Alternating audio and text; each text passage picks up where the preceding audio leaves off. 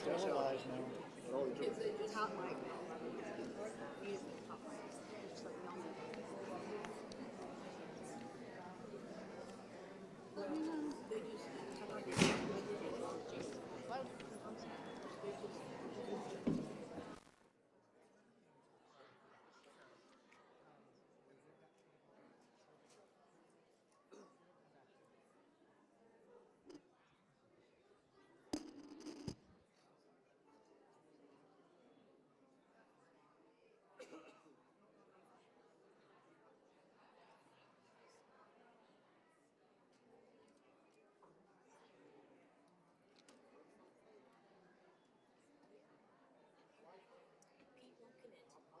He won't. That's weird. He says, yeah, I know. No, you gotta say, it's like one down to me. That's the joke. He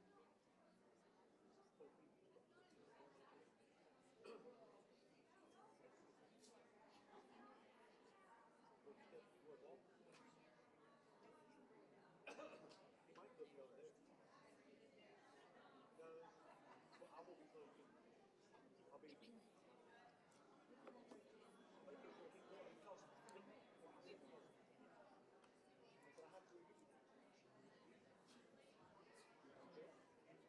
So, over there, I'll be closer with a lot of. Oh yeah, I'll start out with all of them. Remember?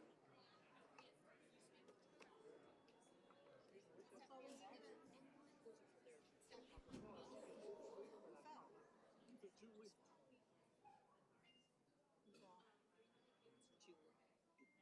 So you get caught into She tripped on her shoe. She tripped on the wire, I think. Safety first. Girl. What? I'm sorry. In just me. Will you give me the go ahead on what we like? What do we have enough people? Guards. Not guards. That's what it is. Yeah. Should I go out and ask? No. Okay. Ask Chuck. No. Because I'll go ahead and get started.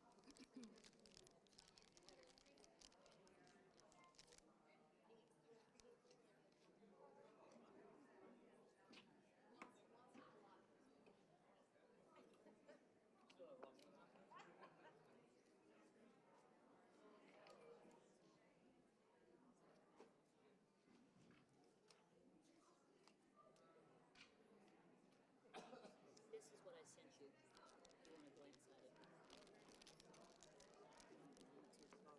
Oh, well, I can pull it up from here, right? No, this. Oh, the minutes, but you said minutes. Yeah. Oh, yeah. Right. Okay. Keep me here. I swear to God, I'm gonna pinch you so hard. Keep us here. I swear. You cannot push my mouth. You got to get me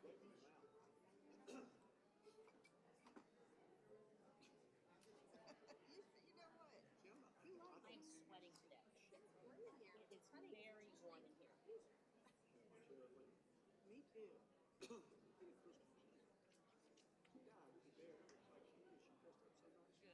Stop. Been there, done that. They saved him in. Say stuff like that, though, too. Say stuff like that. A lot of people are still coming in, but there's no reason not to stop. Folks, I'm going to go ahead and start. It's on the list.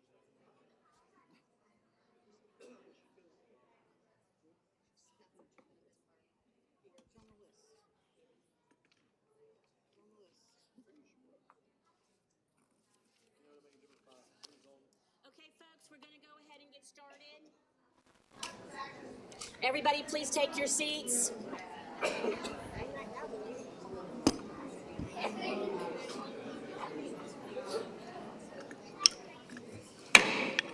The December 2022 regular board meeting of the Board of Education is called to order.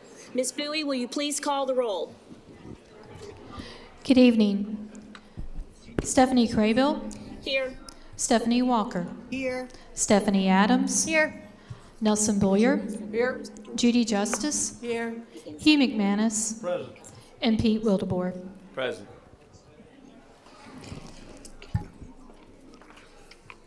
All right, I apologize for the noise. We'll get that door closed in just a moment. Welcome to the New Hanover County Board of Education's December regular board meeting. Thank you all for joining us in person or in the remote viewing audience. We value and appreciate your interest, your participation, and your advocacy on behalf of all New Hanover County school students and staff. For those in attendance, would you please take a moment to silence your cell phones? We have a very exciting agenda tonight as we swear in new board members, and one that I hope will remain short and sweet by sticking as closely as possible to our estimated times and keeping our discussion focused and on point. Before we get started, I would like to take just a moment to recognize some of our elected officials who are in the audience. So if you are an elected official, would you please rise so that we can, I see new board chair, County Commissioner Board Chair Bill Rivenbark. I see Deb Hayes and Leanne Pierce from the County Commission, the Representative Ted Davis, Judge Jay Corpening. Oh, I haven't pointed you out yet. Judge Jay Corpening, Judge Phyllis Gorham, Judge Frank Jones, and Shelley, she's retired, but I'm going to go ahead and include her as somebody important. So Shelley, wave your hand wherever, there she is, over there in the corner. Okay, so thank you all for joining us tonight.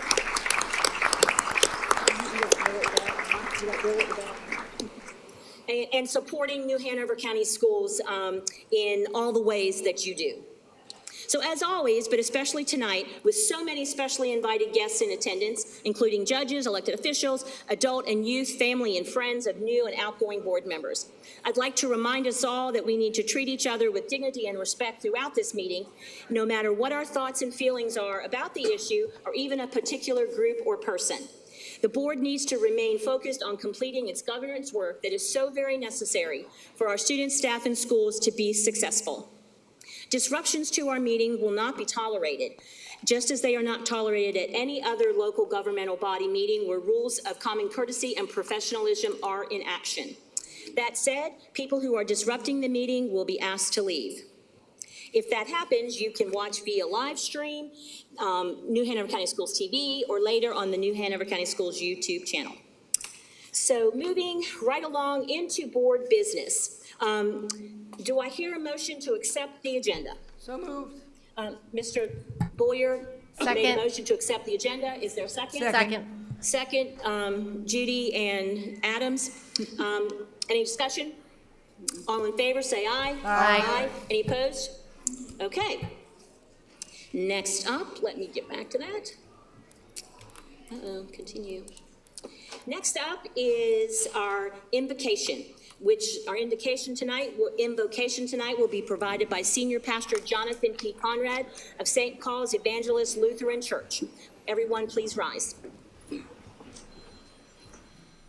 And silence those cell phones, please.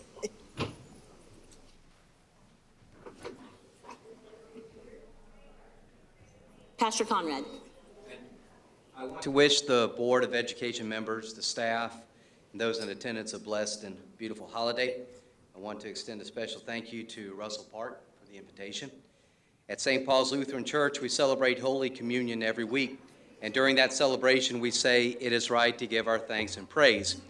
And lately, when I hear those words, I am reminded of a scene from one of my favorite movies featuring one of my favorite characters, and I think it's a character we all know and love. You guessed it, Batman. Now, at the end of the movie Batman Begins, after he has beaten an army of villains, his friend Jim Gordon tells Batman, "I never said thank you." And Batman says, "And you'll never have to." You'll never have to. That statement hits home to me because I believe we should never do a good deed in order to hear someone tell us thank you, because that makes the deeds all about us. We do good deeds because we are called to do what is best for others. When we do good deeds, we are showing praise to God. We are giving God the real thanks for the gifts we have been given and for the opportunities to make the lives of our neighbors better. This Christmas season, I ask everyone in this room to focus on the lives of the people around you and ask yourselves, how can I make this day better for my neighbor? Let that be your guiding question this holiday and for all days in our lives. That's why we do what we do. We don't do it to get the thank you. We do it to give thanks. Let us pray. Holy God, as we gather for tonight's meeting, show us ways to live out our thanks in the way we treat our neighbors, your children. We also pray for all elected officials, nationally, and those who have gathered here tonight, locally. And this evening, I lift up to you especially Charles and Stephanie, Nelson and Judy, Stephanie, Hugh, Pete, Stephanie, and those who will be joining the board next year, Pat, Josie, and Melissa. I pray that each of them will give of their time and heart to work together for the benefit of all children in our county. And I also lift up the Board of Education staff, those who are doing amazing work behind the scenes, for those working security to keep us safe, lead us to a productive and positive meeting, and show us ways to work together for a better tomorrow. In your holy name we pray. Amen. Amen. Thank you, Father. Next up is the presentation of colors. The New Hanover High School Air Force Junior ROTC Color Guard will present the colors and is under the direction this evening of Captain Lance Gaither, Army Science Instructor.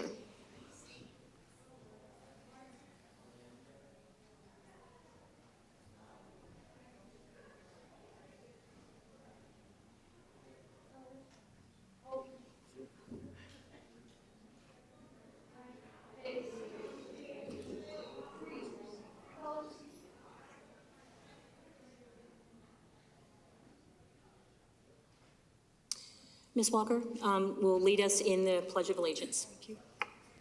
I pledge allegiance to the flag of the United States of America and to the republic for which it stands, one nation, under God, indivisible, with liberty and justice for all. And thank you for all the students who know that Pledge of Allegiance. We're so proud of you tonight. And so next we will hear our national anthem played by members of the Murray Middle School Orchestra. The Murray Middle School Orchestra is under the direction of Jasmine Mendunick and Principal Justin Fischetti.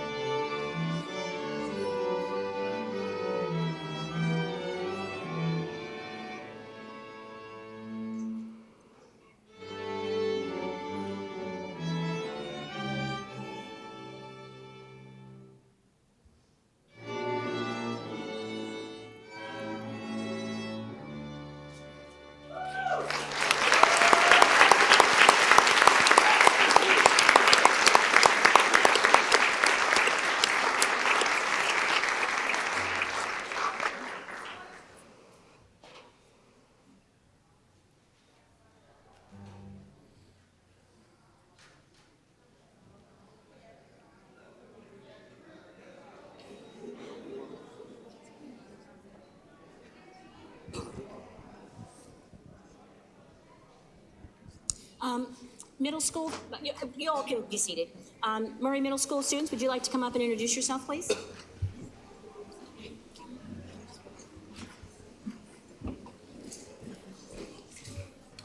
It's pretty. I like it. Flowers my thing.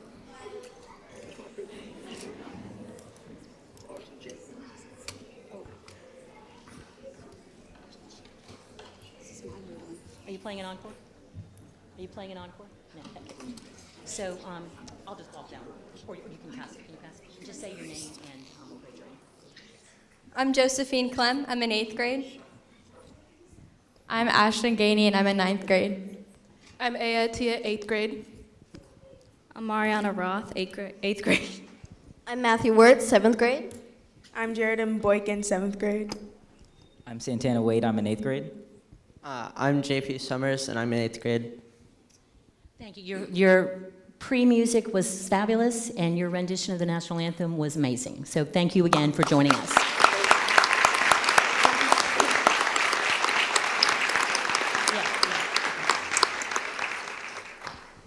Thank you all for welcoming my students here. My name is Jasmine Mendunik. I'm the orchestra teacher over at Murray Middle, and I am so blessed and so thankful for these young kids here. Many of them have only been playing for 1 to 2 years, and some of them started on Zoom. So I'm so proud of them. Thank you all. Have a wonderful holiday.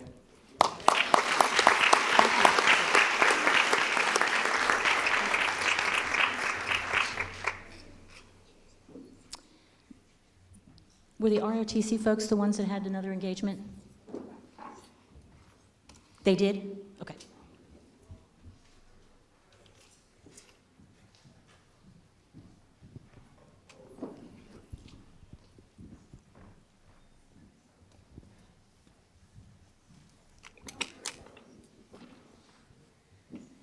Just getting my steps in, going around.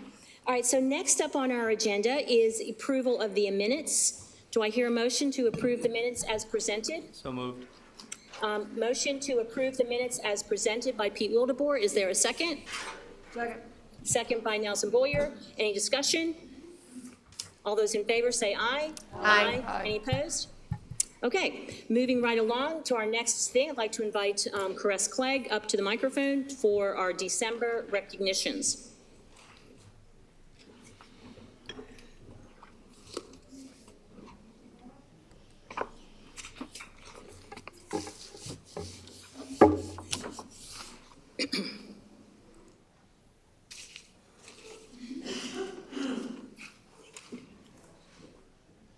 Good evening, board members, current and coming on.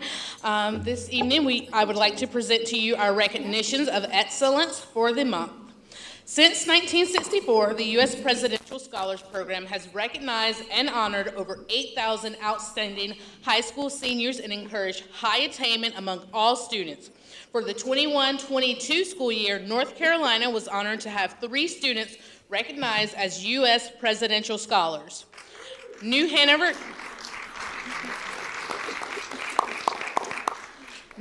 County Schools has 2 students nominated for the U.S. Presidential Scholars Program for the 22-23 school year.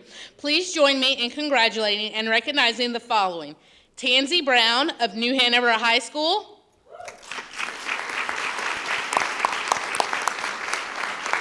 and Tansy was unable to be here, so Ms. Faison, if you could come accept her certificate for her. And Oscar Cleveland of Ashley High School.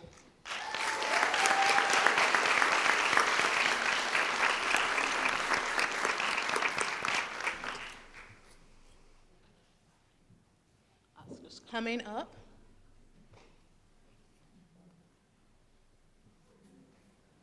Tansy has been nominated in the general academic category, and Oscar has been nominated for a career and technical education category.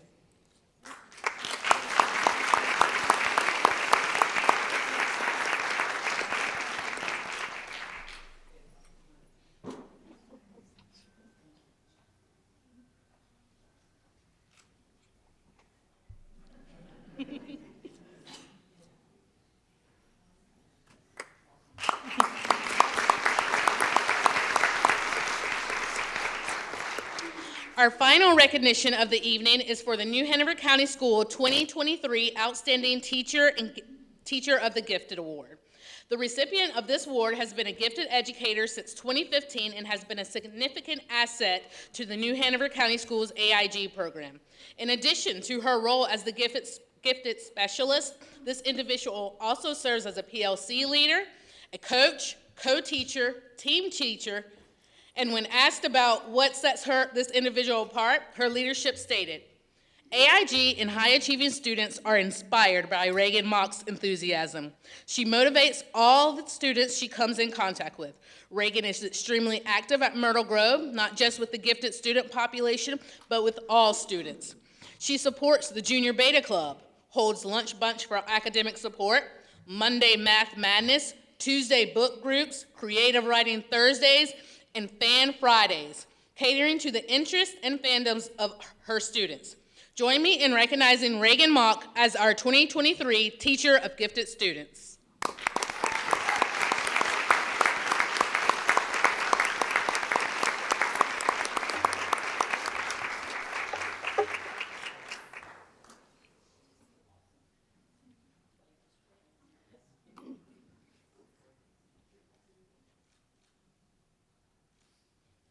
And Ms. Bliss, you want to come up and get in the photo also? That concludes our recognitions for the evening. Thank you.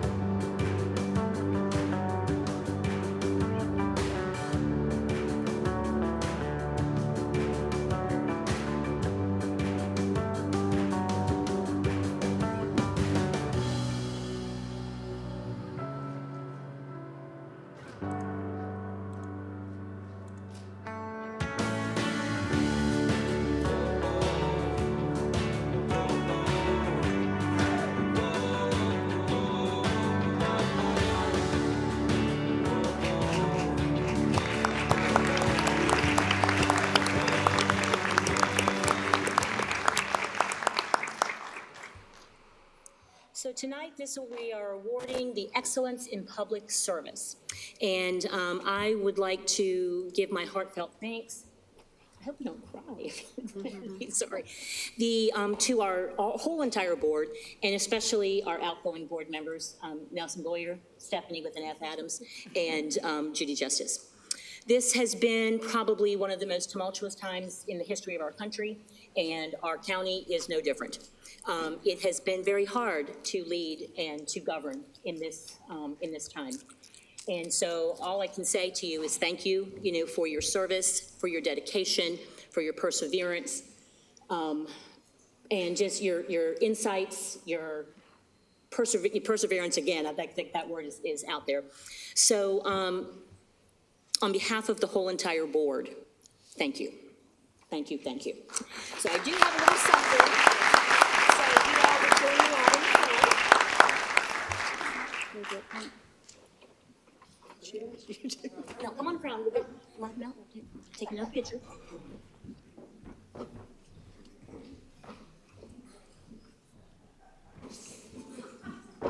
So you are welcome to take a poinsettia. I grew those in my greenhouse for you. And I just want to take one of these out and show you. So Stephanie with an F Adams. On behalf of our whole school board, we have this something nice for your desk, your self shelf. And it says, for excellence in public service as a member of the New Hanover County Board of Education from December the 8th, 2018 to December of 2022, presented by the New Hanover County Board of Education on this day, December 6th, 2022. Thank you very much.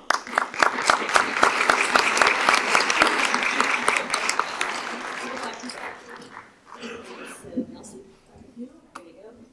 Thank you.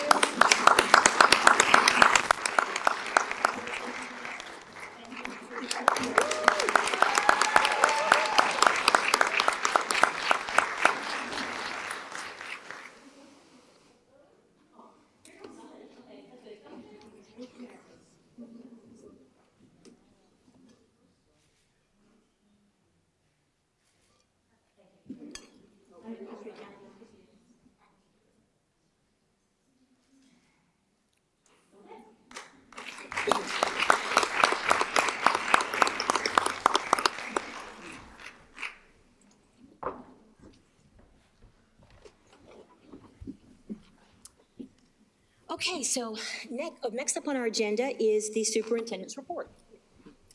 Comments. I'm sorry. Oh, I'm sorry. This is one of the most important things. So we give each outgoing board member an opportunity to just say a few words as they exit the dais. You don't have to exit the dais. You can sit up here until the recess. But and so this is like a three minutes, 4 minutes kind of thing. And I promise I won't gavel anybody who goes over. But let's go. Judy, would you like to start? Normally, I don't write things down, and you guys know that. Comes right out the hip, usually. But I wanted to just go ahead and briefly state a couple things. 4 years ago, I ran for the school board because of my decades-long commitment to our public schools as an educator and community member. My main goal was to ensure that all children in our schools had access to a quality education in a safe and nurturing environment so that they can be successful in life. Our two main responsibilities as board members, according to state statute, is to provide oversight of our superintendent and create education policy along with overseeing its implementation so that goal can successfully be carried out. Due to some unimaginable situations that arose during the past 4 years, which Ms. Crabill's already referred to, such as the discovery of the dozens of sexual assaults on our students for decades, the COVID pandemic, our staff leaving in unheard numbers, and the resulting dysfunction of our school board and school leadership carrying out that goal has been really hard, but not entirely impossible. I could not have those many successes, and I have had, the ones I've had, if it wasn't for the support of the public and the staff, who also want to see all children have access to a quality education. Now here, as a result, are my suggestions to the new school board. If you want strong public schools, always put what is best for students and staff at the center of all decisions. Just don't say it, do it, please. You cannot separate the two. You got to put the staff and the kids together in this. Trust and support the staff in the buildings. They are well-educated, hardworking professionals. Listen to them. Listen to our students. Listen to their families. And please listen to the community members before you make decisions. Provide real oversight for the superintendent. Ask questions. Make sure you are not just relying on the information provided by school leadership unless you are comfortable with trusting their professional advice. When something is wrong, do not ignore it or make excuses. That has not been done properly, honestly, since I've been on the board, which has been to the detriment of our district. Get out in the schools, the community. Talk to all stakeholders. And make your decisions on what is best for our students, not what is best to protect the organization. It's the students that count. Work together, but also respectfully disagree if you have to. And listen to each other so that you can resolve issues according, again, to what is best for all students.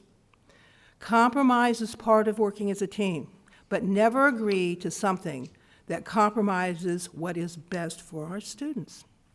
Remember that our public schools are the backbone of our democracy, and I heard that a lot from people running. Remember that. They need strong public schools in our country and definitely in our district.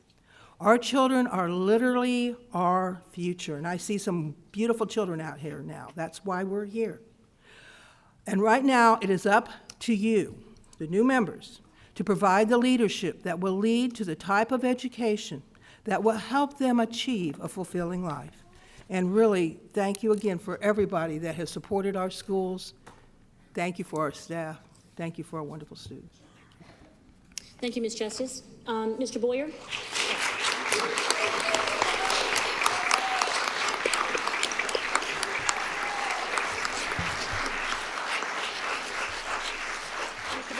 Yeah, well, yeah, I also just want to thank the staff. Man, working with you guys over 4 years has been a lot of fun. The miracles that we've wrought through some very difficult times. So I just want to thank their leadership. To the new board, congratulations. I stood up here, 4 years ago and said that I thanked everybody. I said I won't let you down. I think it's the dumbest thing you could possibly say. Tonight, you will let people down. It's a guarantee. If you're doing this job right, or if you're doing it at all, you're going to let half the people down all of the time. And that's okay. If I could go back and say something else, I would say, don't let yourself down. Be true to who you are. And, you know, I do wish you, I think it's the best job in the entire world. I wish you all so much luck. If there's any advice that you need, anything you want to run by me, I'm always here. I guess congratulations again to you. And I guess that's it. I do want to thank my family. So.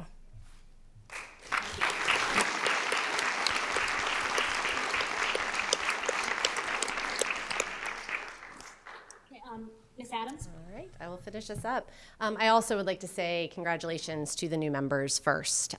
It takes a very brave person to step up and want to do this. It's going to be an interesting 4 years for you, so get ready for a wild ride, but I applaud you and your bravery for being here. All of you ran saying that it's about you want to be able to speak for parents. Well, I am now officially a parent in this district, just as a parent. So I'd like you to remember 49% of this population did not vote for you. So remember, as you are representing for all students. So I just want that to be, it's hard sometimes as a board member to remember that we've got to hear all the voices. And I just encourage you to listen and listen to the voices. Next, I would like to thank my fellow board members. Nobody knows what it's like to sit in this seat except us. And it's been a very interesting experience, and I am grateful for your service, and I'm grateful for the dialogues, although sometimes crazy. But it has been an incredible learning opportunity, and I thank you for your dedication to the community. Also, New Hanover County Schools, this has been such a gift. The staff that works in this district are some of the most talented, passionate, intelligent people I've ever thought I could meet. Thank you for your dedication to our students. Dr. Faust, I am proud to be part of the team that hired you, and I am grateful for what you have done for this district, and it is my hope that you are able to continue the progress and the good work that you and your team have been doing. Lastly, I'd like to thank the community. It's been an honor to represent you for the past 4 years. And my final is my family, who are sitting in the audience. First off, my mom. You raised me to show kindness and respect to all people, and I hope I have made you proud in that time. Thank you for always being there to listen to me on the really tough days. My son, Braden.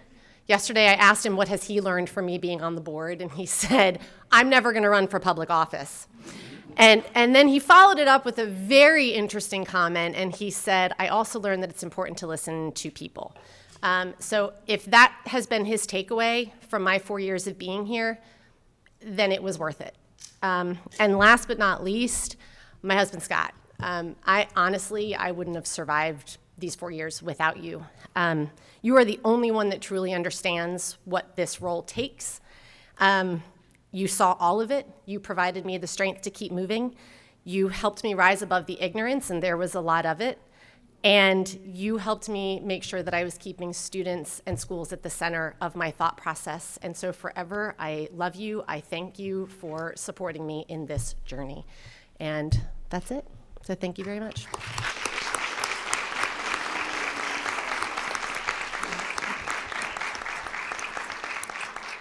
Okay, thank you, board members. You are not dismissed yet, so don't be packing up. We got one more thing to do, and then you may be dismissed. So next on the agenda is the board chair's report. Oh, I'm sorry. I trumped you. Sorry. Superintendent's report, please. As we approach the holiday season, we at the school district would like to extend our warmest wishes to our students, staff, and families. We hope that you have a wonderful holiday and that you are able to spend time with loved ones, enjoy so much needed rest and relaxation. We would also like to welcome the new members of the Board of Education. We're excited to work with you and to benefit from your unique perspectives and experiences. We are confident that your contributions will help us to make our school district even stronger. We also would like to thank the outgoing board members and for their hard work and dedication to our school district. Your contributions have been invaluable, and we are grateful for your service. We wish you the best of luck in your future endeavors. I'm honored to have accepted Chancellor Villetti's invitation to serve as the commencement speaker for the Cameron School of Business and Watson College of Education at UNCW. The ceremony is Friday, December 16th, 2020 at 6 p.m. And I look forward to the opportunity to speak to the graduating class.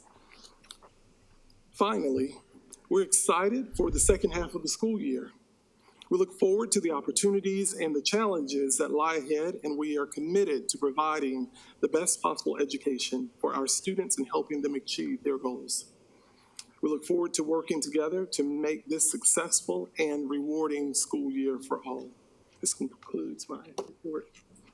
Thank you, Dr. Faust. All right, so now I can read correctly. Board Chair's report. So this week is National Computer Science Education Week. Many of our schools are celebrating in ways unique to them. So please ask your teachers and principals what exciting things they have planned and offer support where you can. On November 17th, I had the honor of participating in the ribbon cutting for the grand reopening of Brogdon Hall. So it was a fun night for alumni and students, both in the stands and on the courts. And I just want to take one more opportunity to thank our county commissioners who may still be with us for their support in making that happen, and to our operations department, Leanne, representing, for doing a fabulous job, under many different adversities. So, thank you for that. You have to stop by Brogdon Hall. You need sunglasses in there because the room is so bright, the floor is so bright. But it was so nice just to hear fans in there cheering, and watching some of the alumni try and keep up with the young people. They almost needed oxygen, on the side there. Also, too, wanted to let you know that I had attended the North Carolina School Boards Association annual meeting on November 14th through 16th last month, where district delegates voted on the NCSBA's agenda to present to the State Board of Education and the General Assembly in their next long session. So I had the opportunity to cast my vote, and I also had the opportunity to make a motion to amend one of the things we were doing through, and that amendment was to ask the General Assembly to allow districts to have options for creating calendars that best fit their community. So we'll see how that goes. Stephanie Adams and Stephanie Walker were recognized for attending training in the 12 to 24-hour category. So thank you and this is board training. This is all stuff that they do to, make themselves and make our board better. I received a merit award for attending training in the 30 to 100-hour category. So it's all in the name of doing what's best for our students. We can always learn from each other across the state, and so that's good. But I want to encourage our new board, to continue to do that. I also want to thank this board for electing me to serve as their board chair this past year. I was humbled by their support whenever I could get it. I always did my best to lead, to find opportunities for us to improve ourselves, and just to be better comrades. So sometimes that worked, sometimes that did not. But that's okay, because that's what being a board is all about. I also want to echo what Dr. Faust said about thank you to our hardworking staff, for this up till the holiday break. Encourage all of you to take time over this holiday season to just reflect on the many blessings we have, the good school district that we lead, and spend time, with your families. So with that said, that's it. That's my report. And so that brings us to the end of part of December 6th board meeting, part A. We are going to take, Ms. Bowie, 15 minutes is what we need. I'm going to take a 15-minute break, and so that'll bring us back like at 6:30. So that's actually right before 6:30. So one more round of applause for our outgoing board members.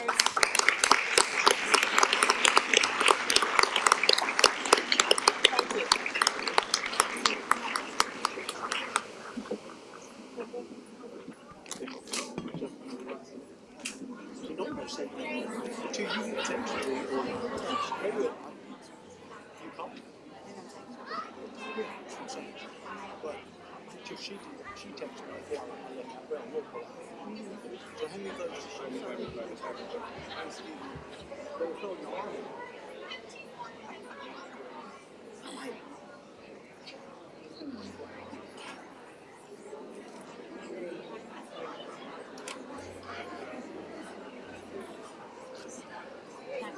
things.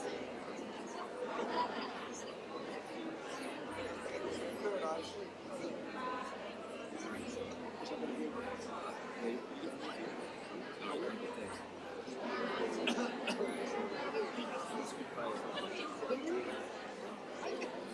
So what, you don't know the order is? It depends on who shouts it out first. No, what's the voting order? I asked Crystal just to go alphabetical or to go from one end to the other. But I don't know, I think Josie will be sitting here.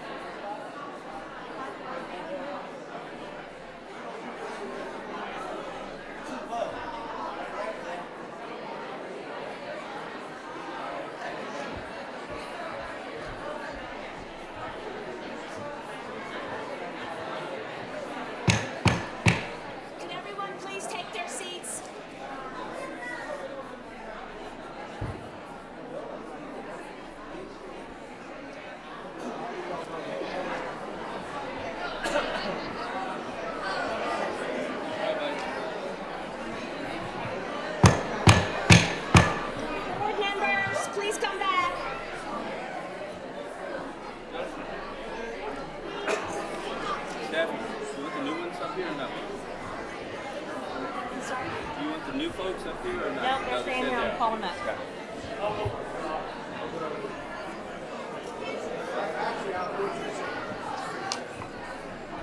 Next on our agenda is the oath of office. Good luck.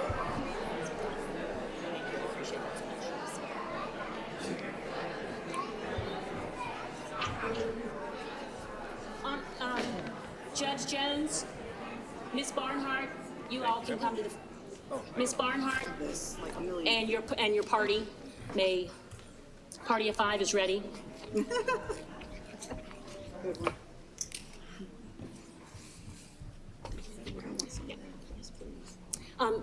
Judge Jones.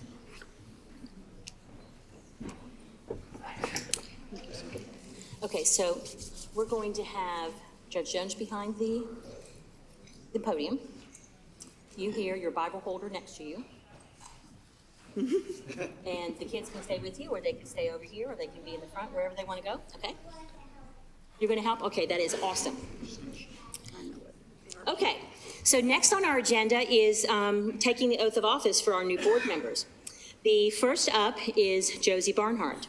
The Honorable Frank Jones, Resident Superior Court Judge for the 5th Judicial District, will swear her in. Thank you. Madam Chair, Madam Vice Chair, members of the board, Dr. Fowles, staff, elected state and local officials, members of our community, and most importantly, our children. Note to self, don't lean too hard. It is my distinct honor and privilege to administer the oath of office to Josie Barnhart. When asked if I knew Josie, I said yes. Let me answer with 2 remarks. First, if you want something well done, ask a woman. Secondly, if you want something done exceptionally well, ask this woman.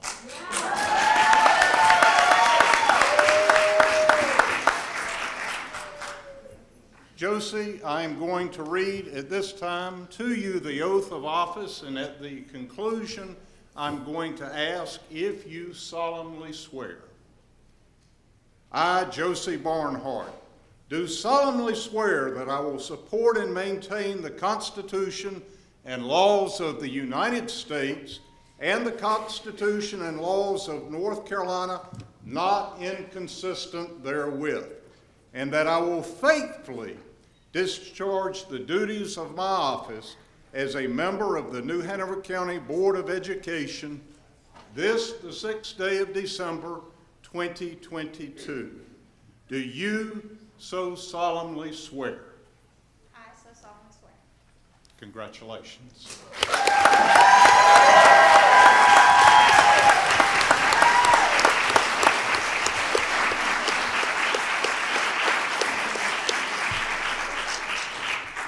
Ms. Barn, do you want us to execute these here or later?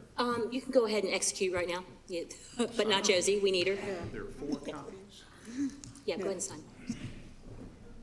And then when you're done, Ms. Barnhart, you can take your seat right to the left of Mr. Wildeboard.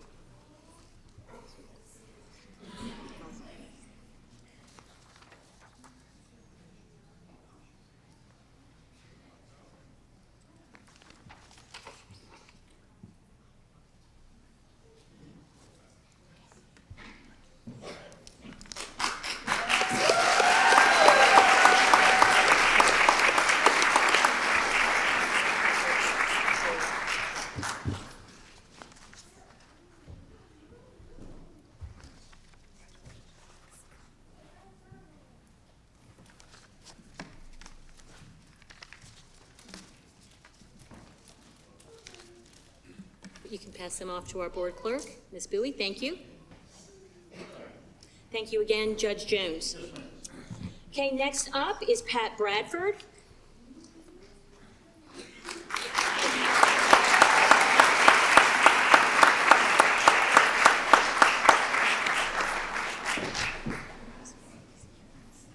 Okay, so Judge Gorham, you saw where to stand and you saw not to press down too hard. So, Pat, here's your Bible holder. You got your Bible holder, okay? And so you all can stand around her, or you could flank on the other side, wherever you want to be. Okay, so Pat Bradford is being sworn in tonight by the Honorable Phyllis Gorham, Senior Resident Superior Court Judge for the 5th Judicial District. Madam Chair, members of the board, I thank you for this opportunity to be here this evening. I do want to introduce Pat Bradford to the community as a new board member. She is a member of my church, Global River Church. Our pastor is here this evening, along with many other members of our church. If you will please stand. And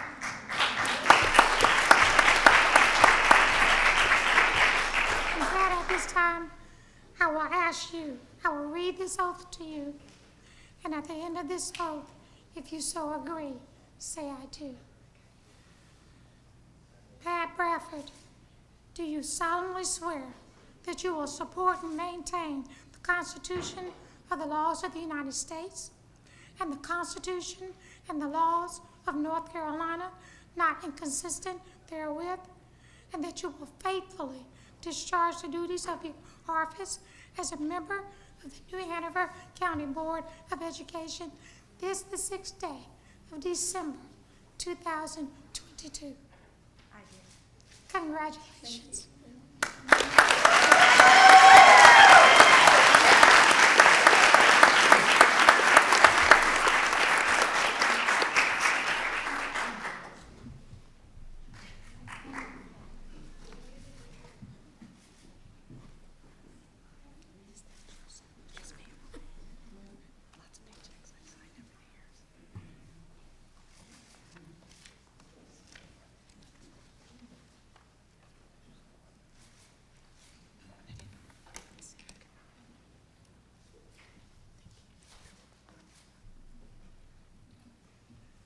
For those of you who don't know, Judge Gorham swore me in as a guardian ad litem over 17 years ago, so this is a continuation of something very important to me.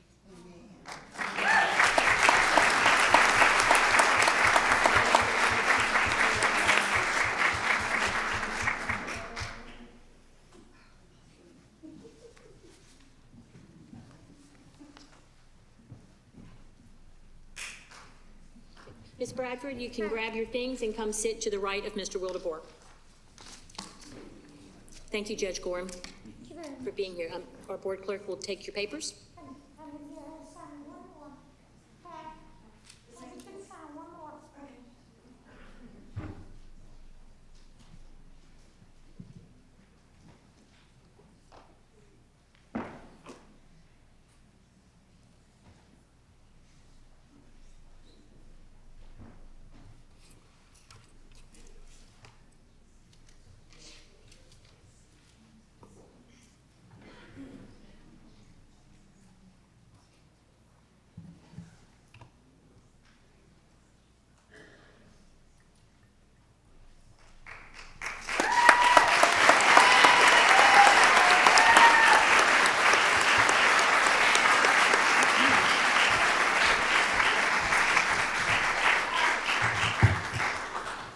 Okay, next up is Melissa Mason.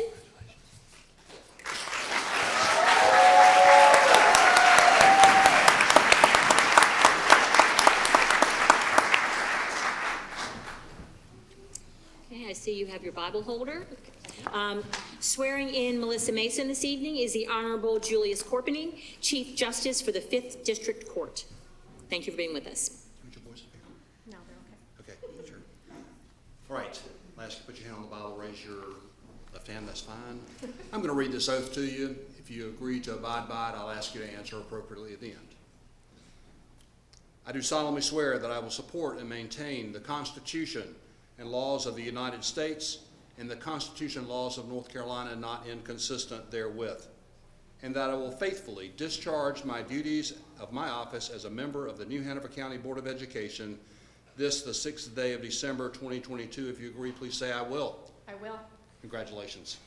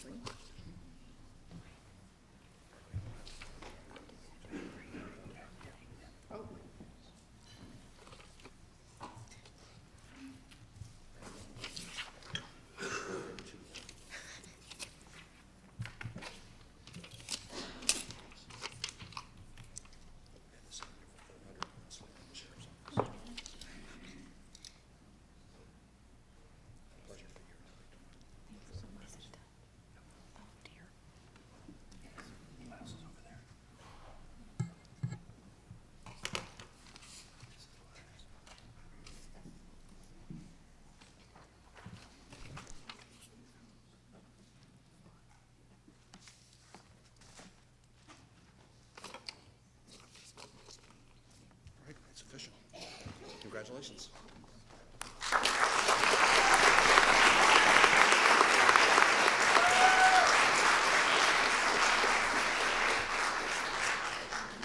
Melissa, you'll take your seat just to the right of Mr. McManus.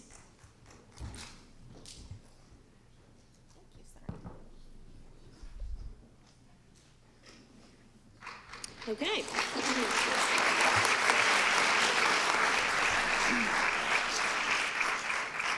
And last but certainly not least, Pete Wildeboer.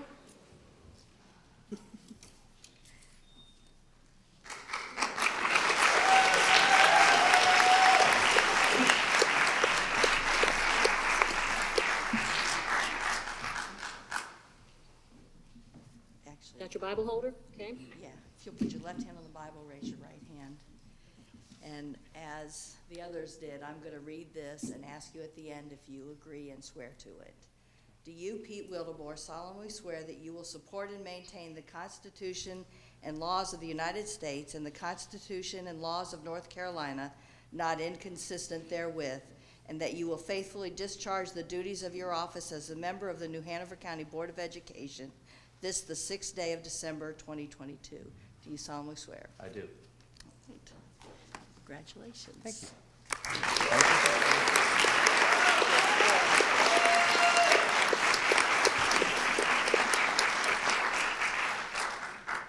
And allow me to introduce the swearer-inner, who I forgot, the swearer-inner, the Honorable Shelley Holt, retired district court judge, and a friend of mine for 20 years.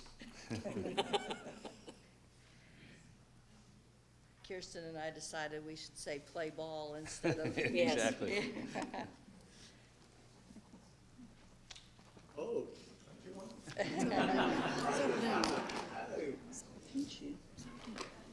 So he does pay attention. First stop.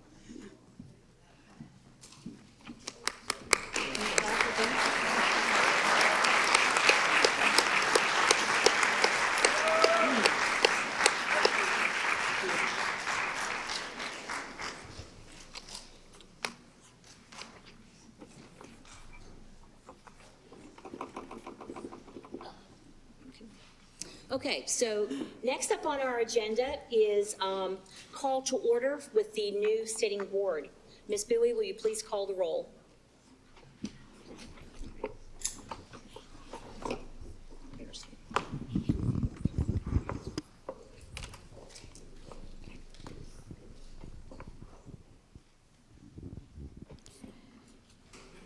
Josie Barnhart, Here.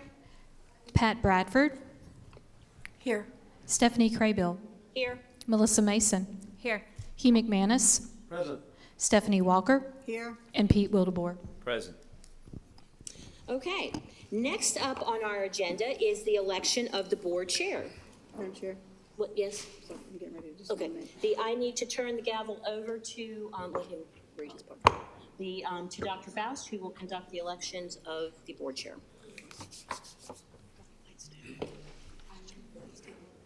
He has to do his part. In a moment, I will call for nominations. Thank you. For the office of Chair of New Hanover County Board of Elections. Nominations do not require a second. If more than one person is nominated, the board will vote on nominees in order of nomination.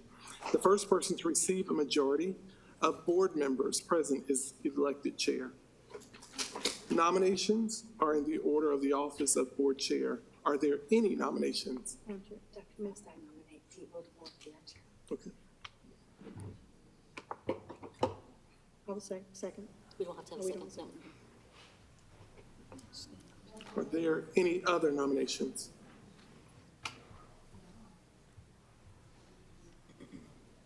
Okay. Here, sorry. We will now move to vote on nominees and of the nomination. Those in favor of Pete Wildeboer as chair, say aye. Aye. Those opposed, say no. Pete Wildeboer is elected chair of the vote, 7-0.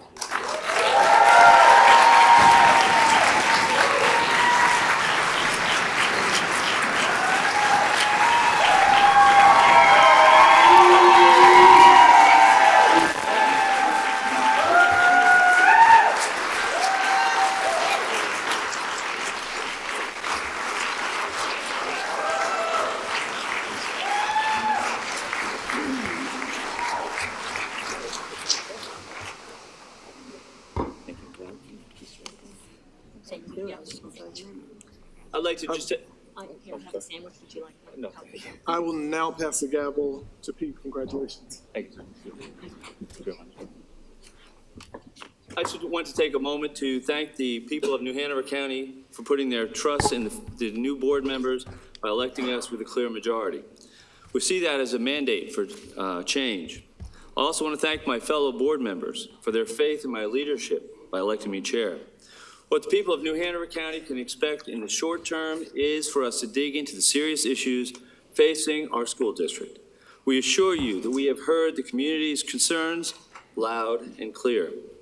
We will hold a board retreat in the coming weeks. At the end of that retreat, we will have a 100-day plan of action, which will further address top community concerns, including parents' rights, curriculum, student safety, and raising students' academic achievement to make our county the very best in the state. Further, we plan to partner with the county commissioners and meet with them regularly to discuss ways to improve our school system. Again, thank you, and thank you all. Thank you.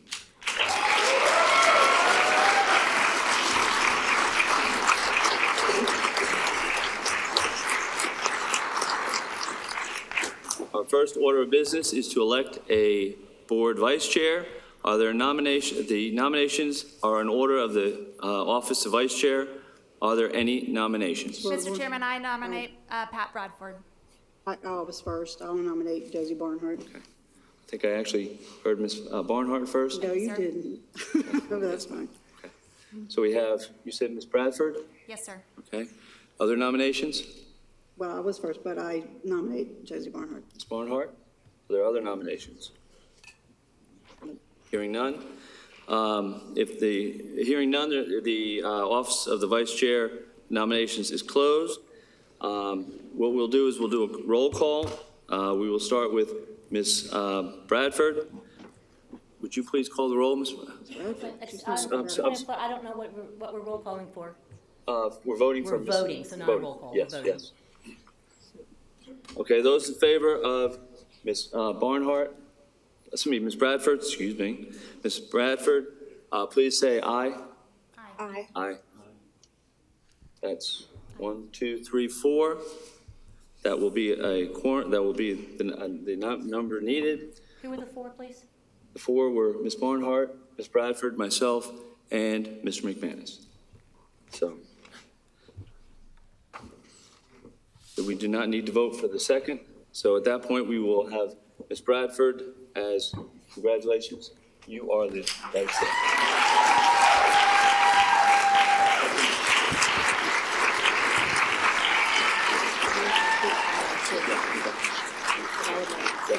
We need, if you would move over to the seat, please. Can we move all her chairs now? I'm just going to do it.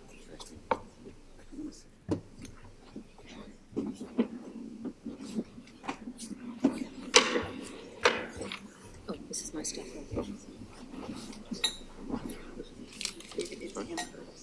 Is there something else that was underneath? I'm missing a white piece. Okay, let's go.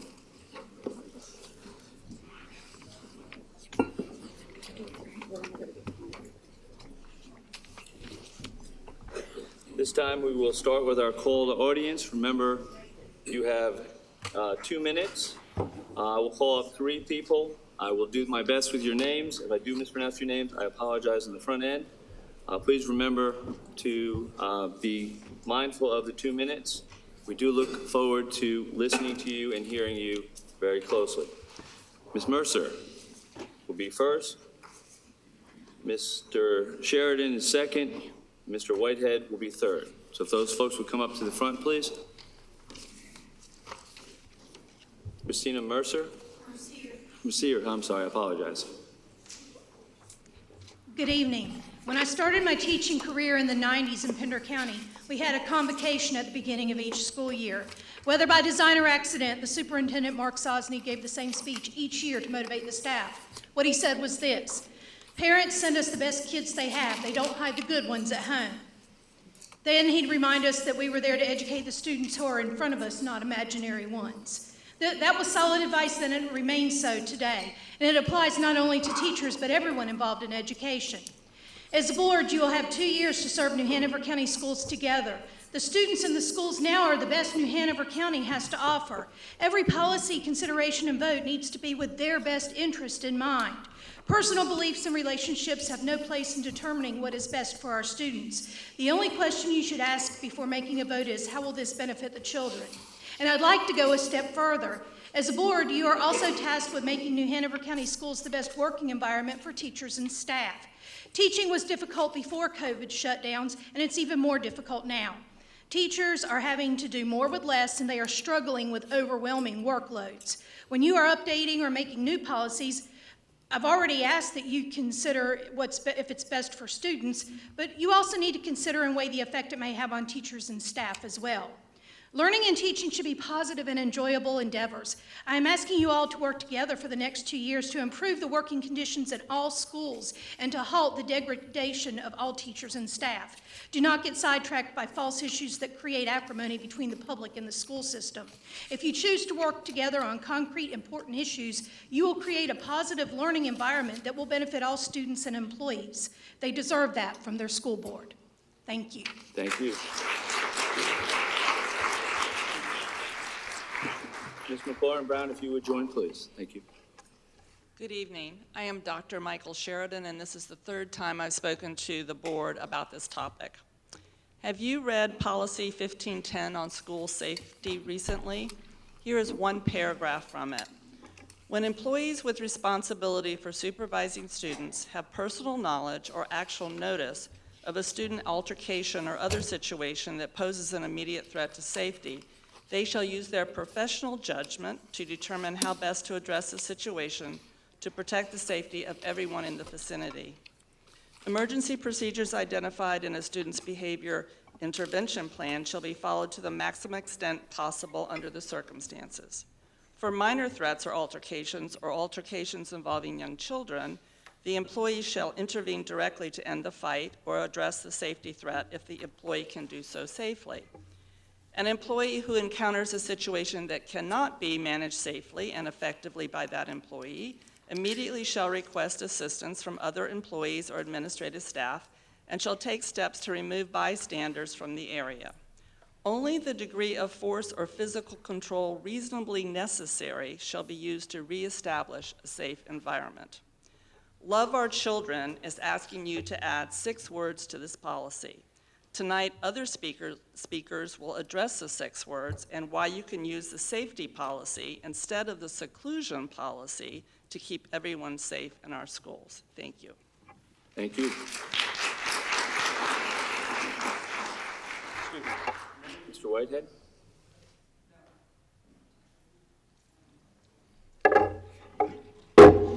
Good evening. Congratulations, new board members. Just saying, if you're here to protest the new board, it's a little early. I've come up and protested the board, and as a 24-year veteran teacher at New Hanover County High Schools, let me give you a sad compendium of the legacy of our outgoing board. I was out Thursday the 10th of November, the 11th was a holiday, and left a few assignments, including a crossword puzzle. On Monday, I checked the crossword puzzle. If the students finished nearly half of the puzzle, they received a grade of 50. If they got close to finishing, they received a grade of 100. Out of approximately 52 students, 3 received a grade of 100, and maybe 5 received a grade of 50 in 2 classes. These were honors students, the vast majority of whom do not know to capitalize the name of a country, do not know what a verb or a noun are, think Europe is a country, and cannot tell time on an analog clock. I literally knew more about the world in elementary school as a C and D student. And it's not their fault. It's the fault of the people who have eliminated all standards for our students. We also have PLC meetings once a week where our history department will talk about whatever new and woke fad the board has chosen for us to fail with. This takes up precious planning time, and we in the history department have been told by 2 administrators we have the most productive PLC meetings, yet we hate them and find them useless. When I asked our department today what we did in the last 4 meetings, no one could answer other than say we're checking a box for someone's job. Students also regularly curse out teachers and receive no punishment. I was going to quote some of that today, but there are kids here. I don't care if I get thrown out of the meeting. These kids get no consequence. We're not allowed to talk like this here. Why are children allowed to talk to adults that way? This morning, just before the bell, I heard an administrator tell a student 5 times to go to class. 5. I counted because I knew I was coming in tonight. I finally walked away. It was so pathetic. Do a survey and see how many high school teachers think our diplomas are worth the the paper they're printed on. You're going to find very, very few. Thank you very much for your time. Thank you.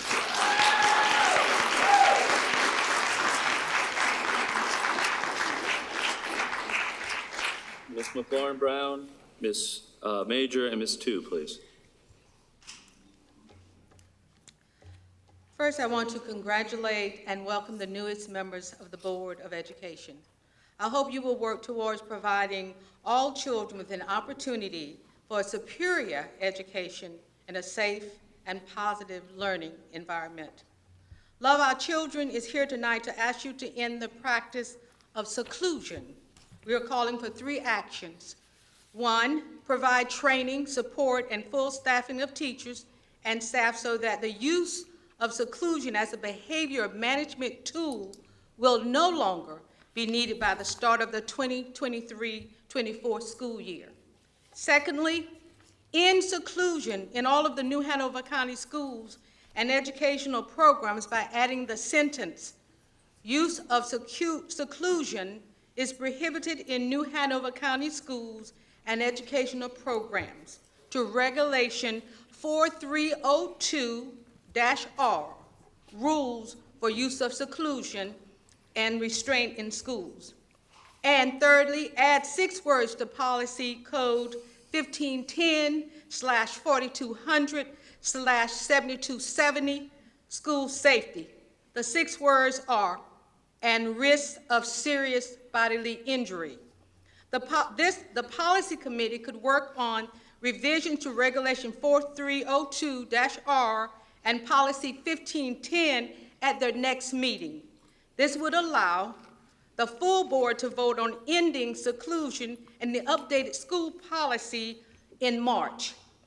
These policy changes can help increase the opportunity for all of our children to experience a superior education in a safe and positive learning environment. I repeat, these policy changes can help increase the opportunity for all of our children to experience a superior education. Thank you. Your time is up. Ms. Major, Ms. Tu, and Ms. Yan.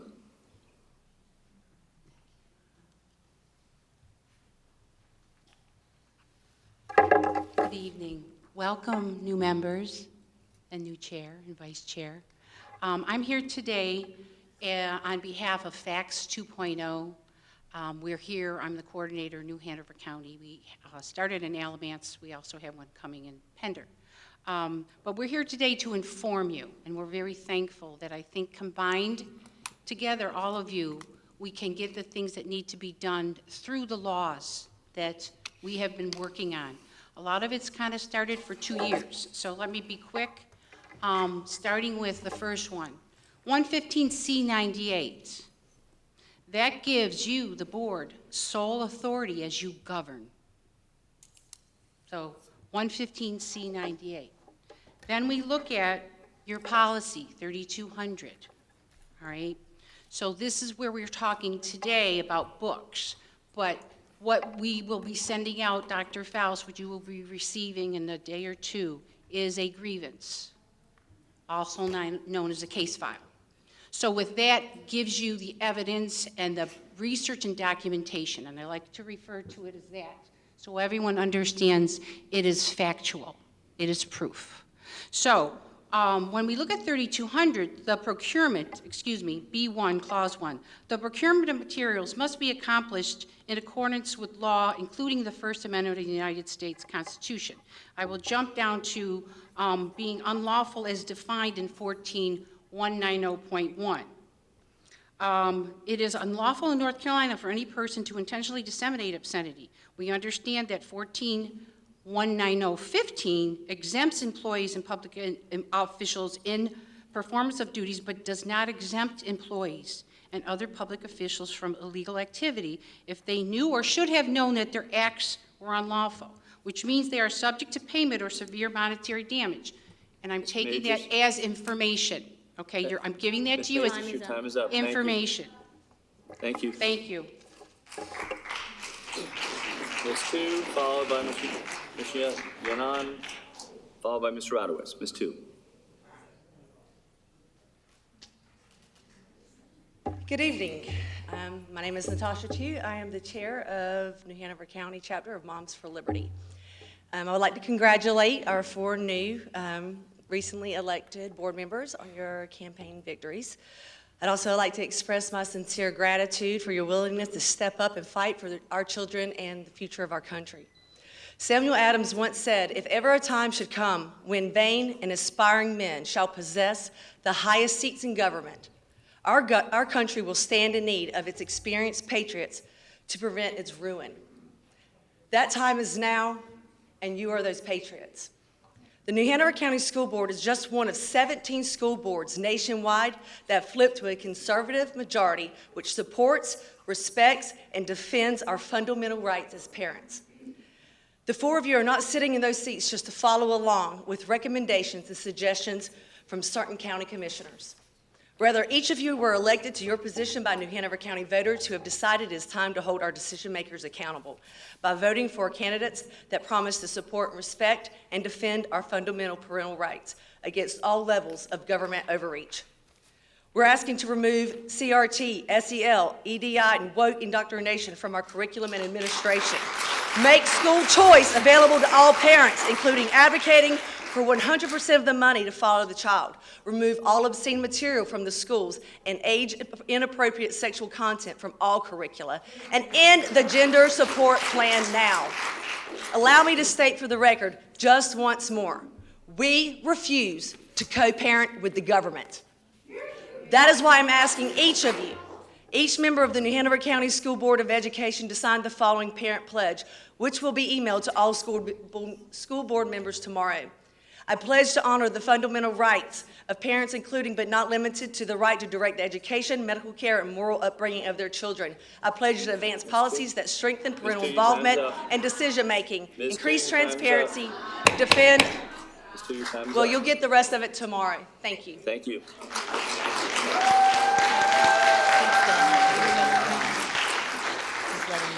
Ms. Yunan, followed by Mr. Radowitz, followed by Ms. Anagandi, Gandelli, sorry, excuse me.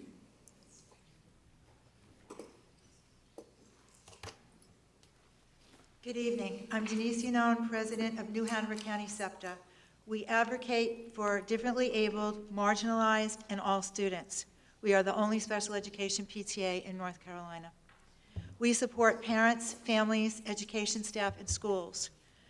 New Hanover County education staff is still underpaid and overworked, causing a critical staffing shortage of special education teachers, teacher assistants, mental health specialists, speech-language pathologists, physical and occupational therapists, substitute teachers, bus drivers, custodians, and food service workers.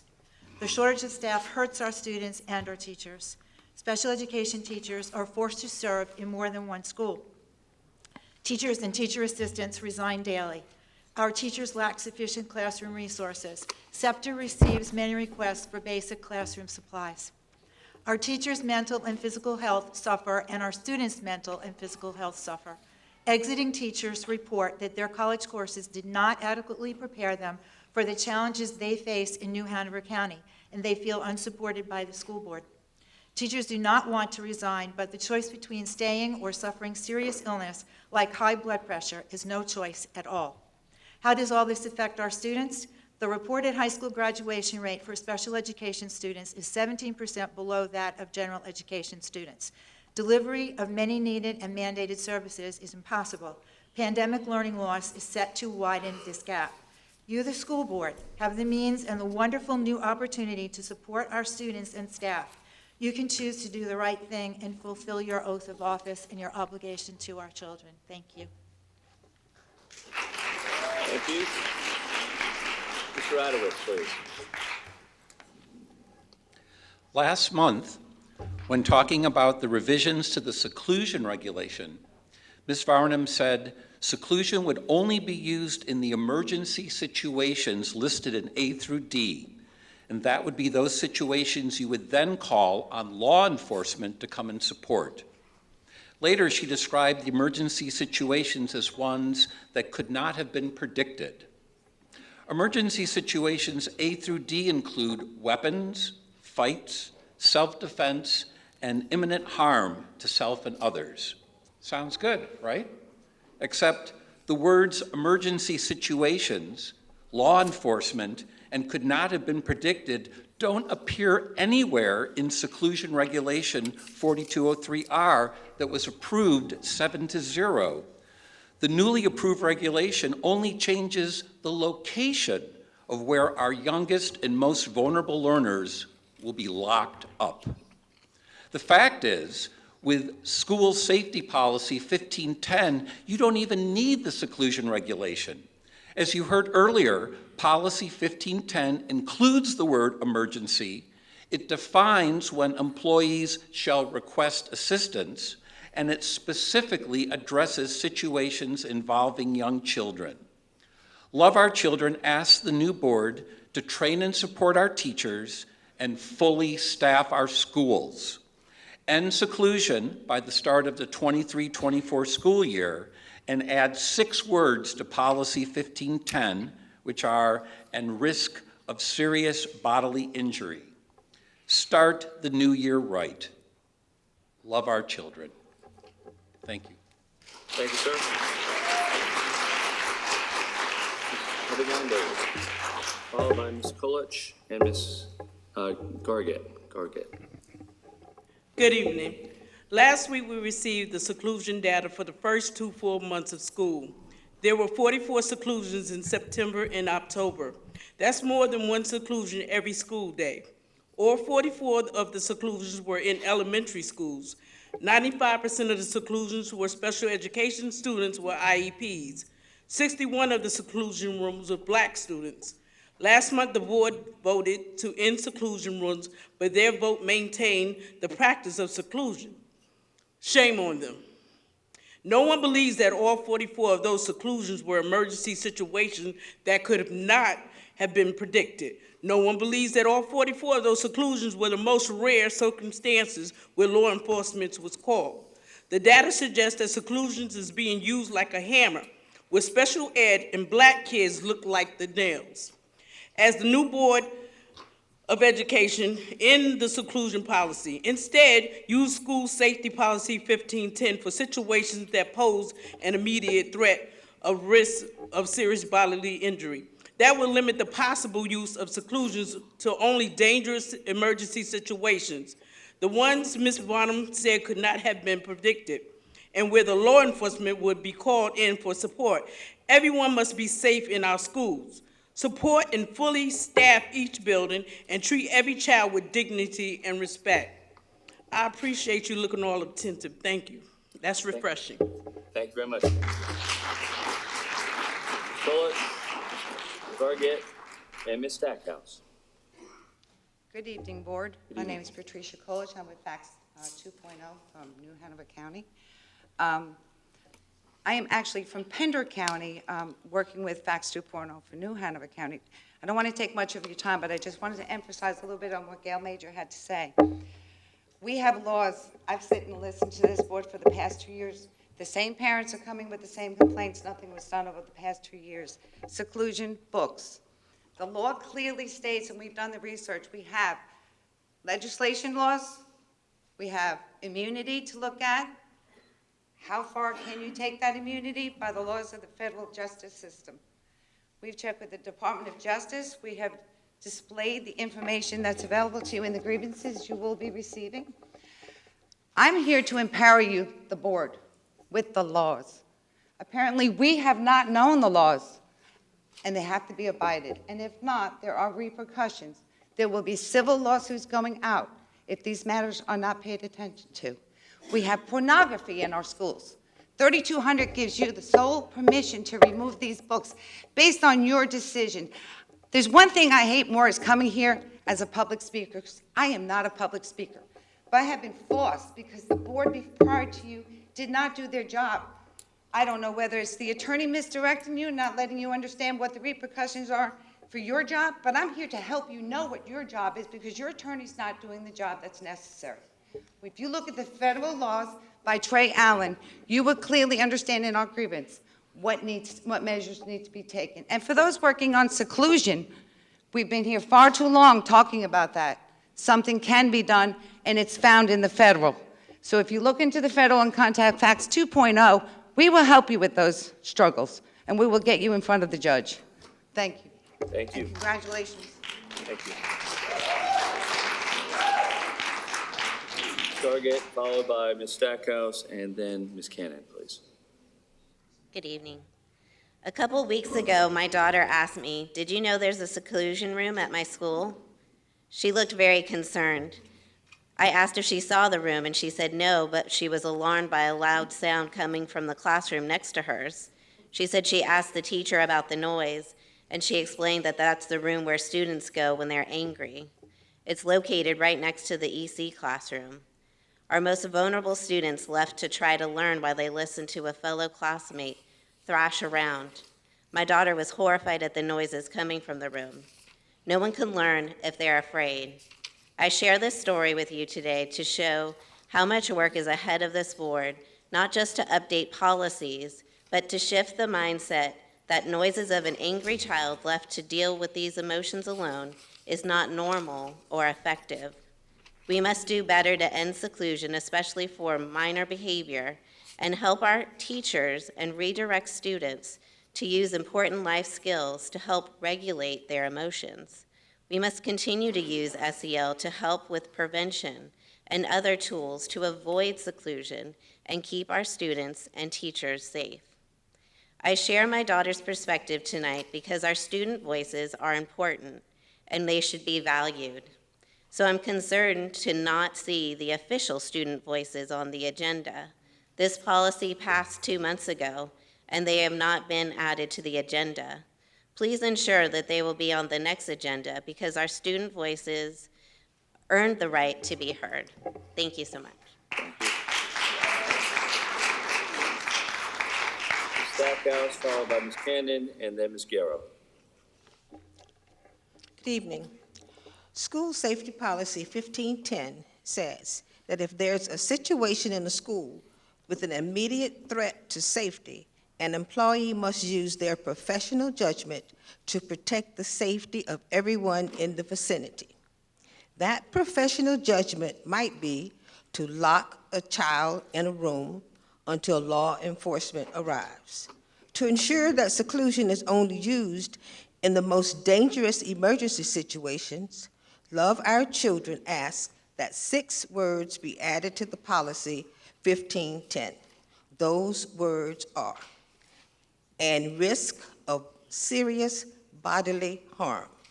U.S. Code 1365 HC defines serious bodily harm as a substantial risk of death, extreme physical pain, protracted and obvious disfigurement or protracted loss or impairment of the function of a bodily member or organ or mental faculty. Here's what the revised sentence would say. When employees with responsibility for supervising students have personal knowledge or actual notice of a student altercation or other situation that poses an immediate threat to safety and risk of serious bodily injury, they shall use their professional judgment to determine how best to address the situation to protect the safety of everyone in the vicinity. Our goal is to keep everyone safe in our schools. School Safety Policy 1510 helps to do that. End seclusion as a behavior management tool. It has harmed too many of our children. Thank you. Thank you, Ms. Stackhouse. Ms. Cannon, followed by Ms. Guerra, please. Hello, everyone. My name is Jessica Cannon, and I'm a longtime follower, but a first-time speaker. First of all, congratulations to all the new members. Running for office is very hard. It can affect your families. We appreciate your public service. Having said that, I would like to respectfully share some of my concerns I have about a few aspects of your campaigns and your previous public remarks.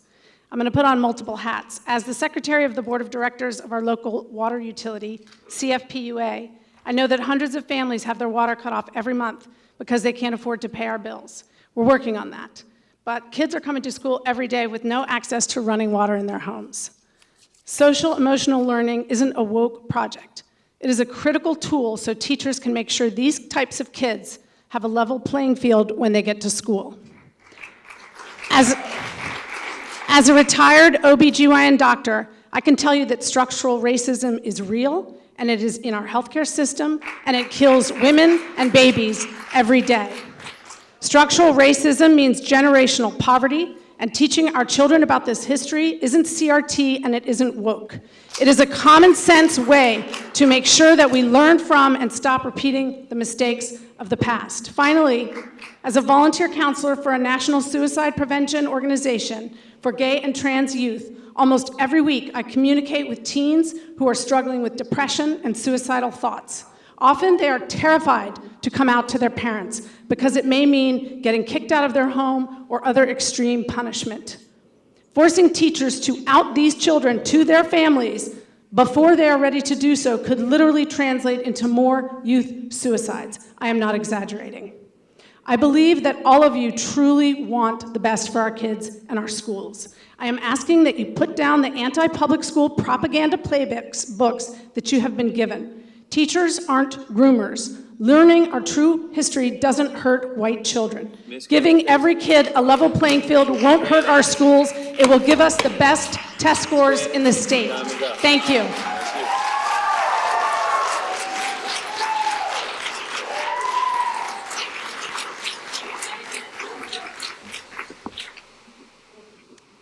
Hi, I want to say thank you to all the new school board members, and thank you to all the school board members for your oath of supporting the United States Constitution. I also want to speak on and appreciate the removal of seclusion rooms beginning next school year and continuing to train teachers that are receiving behavioral student management. But there's still a problem. The use of seclusion should only occur in extreme circumstances and only potentially be used when there is a threat of bodily injury to students or staff. Please remove seclusion as a management tool, except in these extreme circumstances. You can address this by adding the 6 words we've talked about tonight to Policy Code 1510, 4200, 7270. Those words are, "and the risk of serious bodily injury." It should not be used in any other circumstance.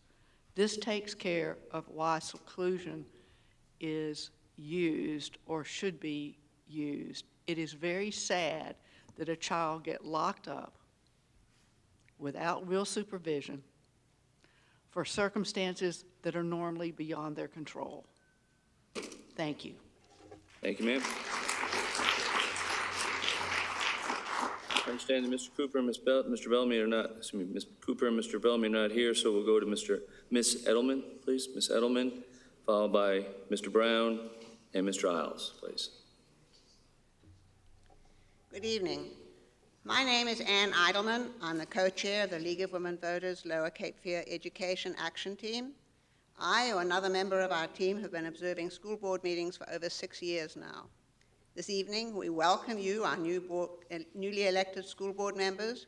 You all have assumed a great responsibility, as your decisions will affect the quality of the education our students receive, and our students are our future.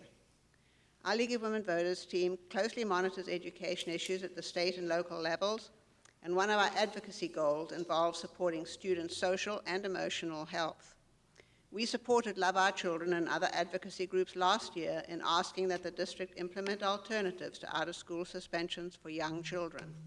We joined them again this year in asking the district to use School Safety Policy 1510 to limit the use of seclusion and restraint to only what is necessary in emergency situations to protect the safety of the student and others involved in the situation. To accomplish this, we need to train our administration and staff to use evidence-based strategies from trauma-informed, problem-solving, and positive behavior programs, and make sure that there are sufficient teacher aides and support staff to enable teachers to implement these strategies. Thank you. Thank you. Mr. Carl Brown, please.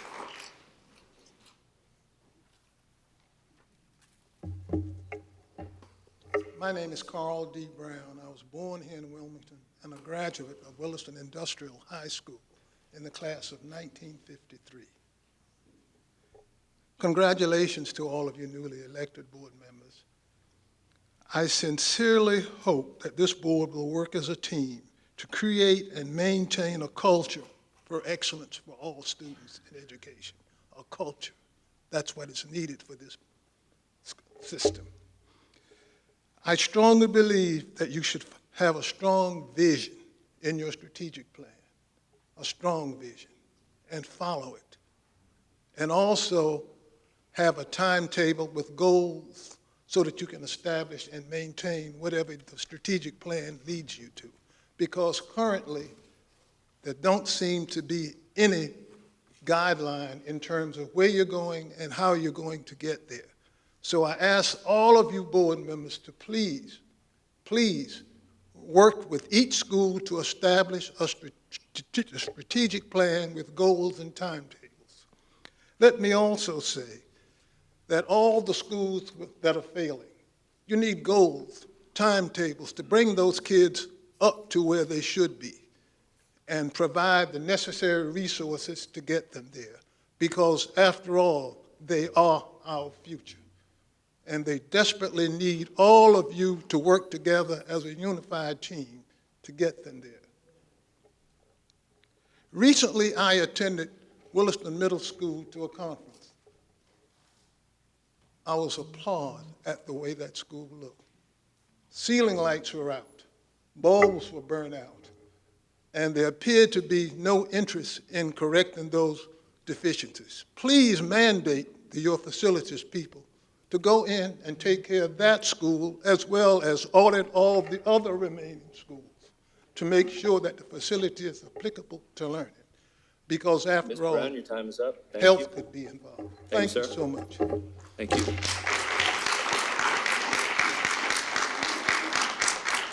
Mr. Isles, followed by Ms. Caney and Mr. Cromartie. Imagine if we could end seclusion while saving millions on workman's comp, increasing staff retention, improving staff morale, and improving student achievement. Too good to be true?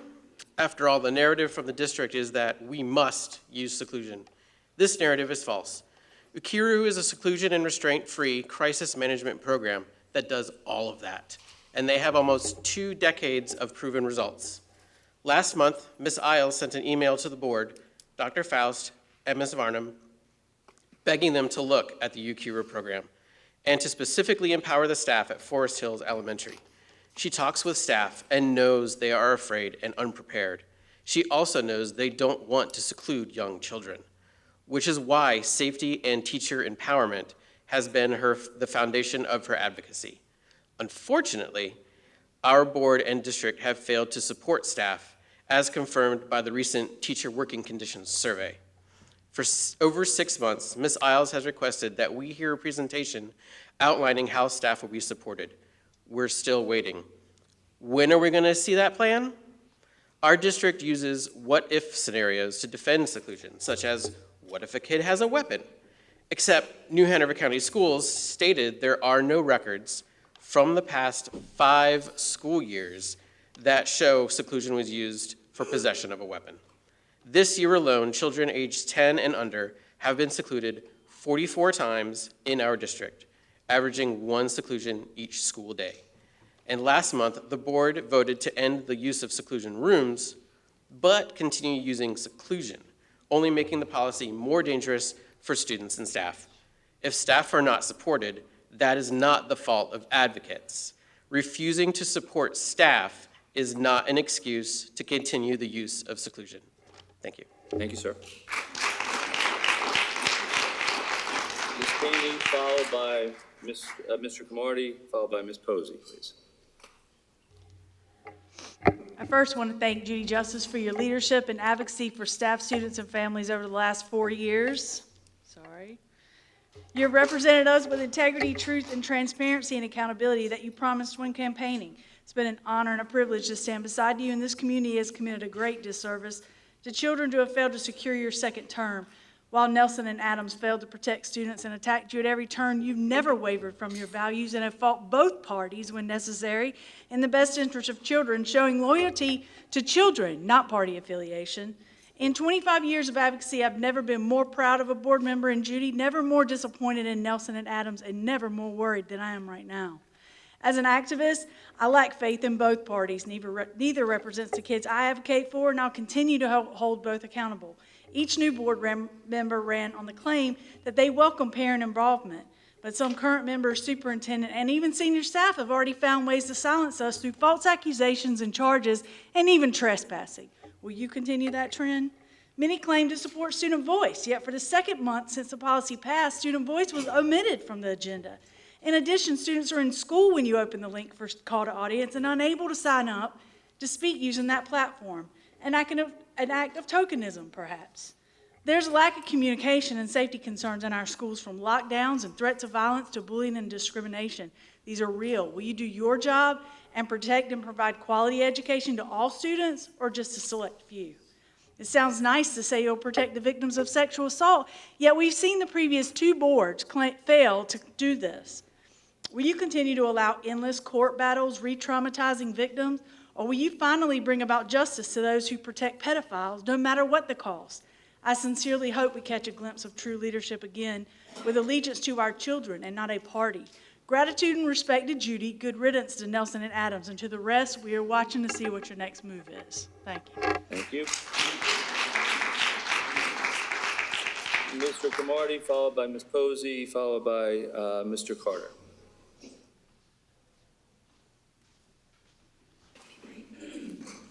Congratulations. Like the old folks say, a lie don't care who tell it. It just needs somebody to listen. Our schools do not teach CRT. Our school counselors do not groom children. If anything, we need more of them. Seclusion is not a tool to benefit children. We need to do away with it immediately. You heard the 6 words. You know what the policy is. You can vote on it tonight. If you want to be aggressive about anything, get rid of seclusion tonight. Our teachers need support in the classroom. Our Title I schools are suffering.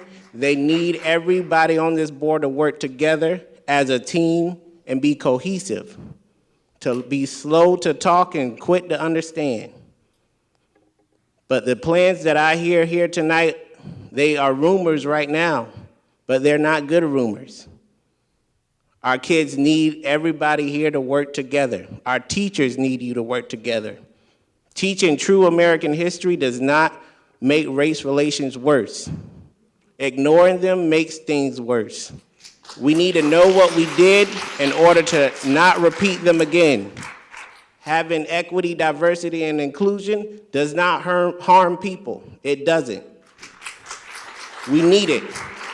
In order for me to dream as a kid to know what I'm going to do, I have to see representation. I have to see that teacher that looks like me to know that I can do it, that I can leave Creekwood, that I can leave Houston Moore. You cannot be one-sided on every single issue. You have to work together. You have to listen. Thank you for your time. Thanks, sir.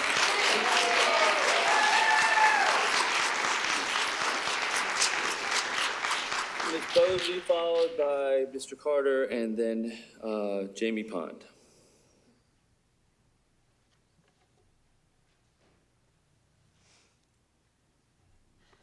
Good evening. I'm Leslie Posey, a retired teacher with 30 years' experience in New Hanover County Schools. I want to speak to you about reading. When I started teaching, reading was fun.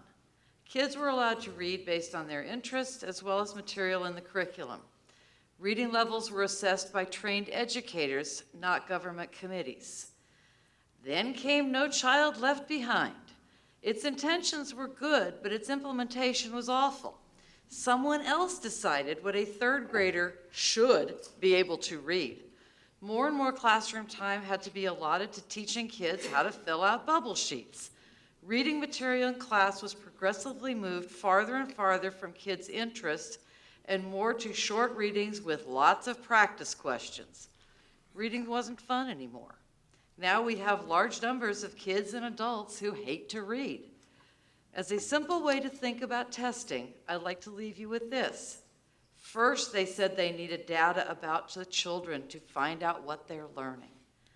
Then they said they needed data about the children to make sure they are learning. Then the children only learned what could be turned into data. Then the children became data. I hope this board will move New Hanover County Schools past the incredibly awful reliance on tests and back to where teachers can really teach, and reading will be fun again, and children will stop being data. Thank you.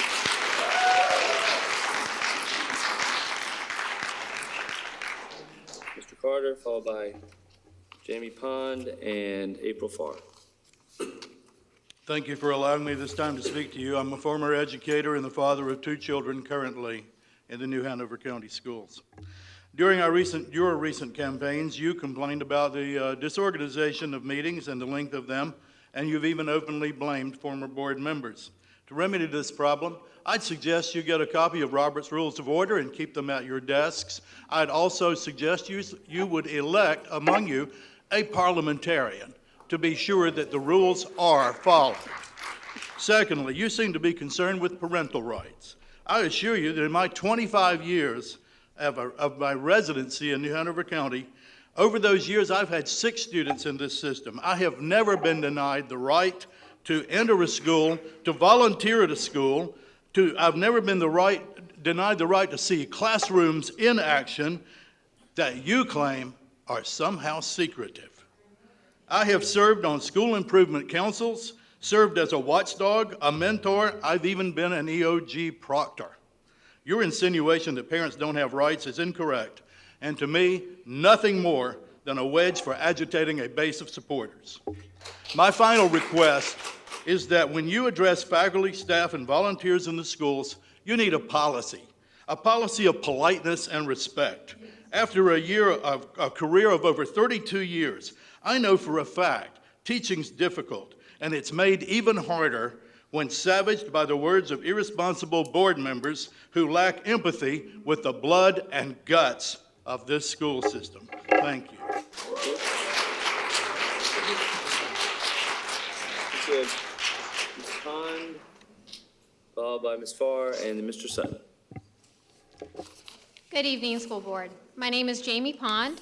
I have a bachelor's in English, a master's in literature. I am a teacher and a parent.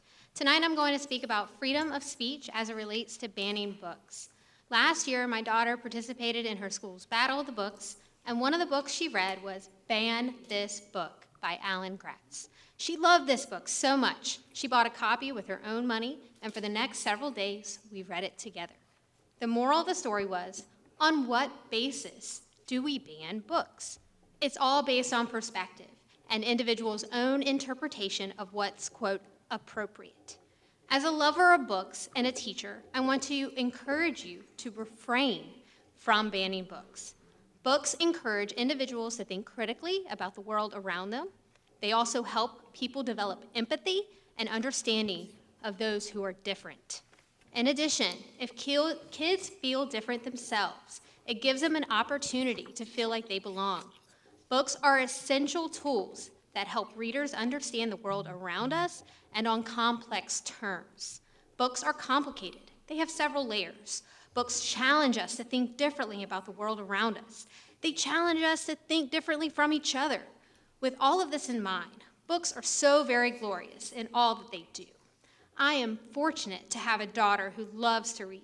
And if she reads the books and has questions, I'm there to help her navigate her questions and the book. Banning books is about enforcing a specific viewpoint on kids around us and controlling people's thoughts.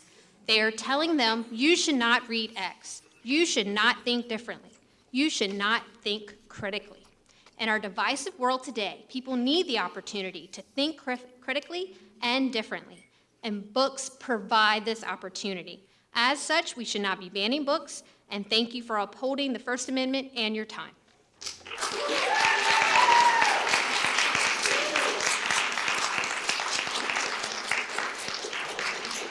Ms. Farr, then Mr. Sutton, and then Mr. Fisher, please. Congratulations, new board members, and welcome. Thank you for taking the time out of your lives to be here and start down a road that it might be very difficult, as the last few years have shown. 4 years ago, we needed someone to be the loudest voice in the room and attempt for our sexually abused students to be heard and abusers to be held accountable. Without Judy Justice's tenacity, determination, and willingness to be vilified, for the audacity to demand action and accountability, attention might never have been paid to the horrifying reality in which our community lives. She is a true advocate. We thank you, Judy.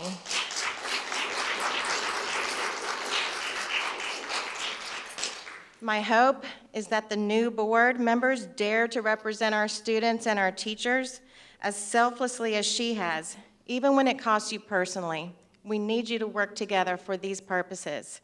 Welcome. Thank you. Mr. Sutton, followed by Mr. Fisher, and then Jet Butterworth, please. I was going to be 10 seconds over my time just to be the first to get gavelled by you, but other people stole that from me. You know, hey, hit him one time there. Congratulations to the new board. Congratulations to the vice chair, Pat Bradford. Congratulations to the new chair, Pete Wildeboer.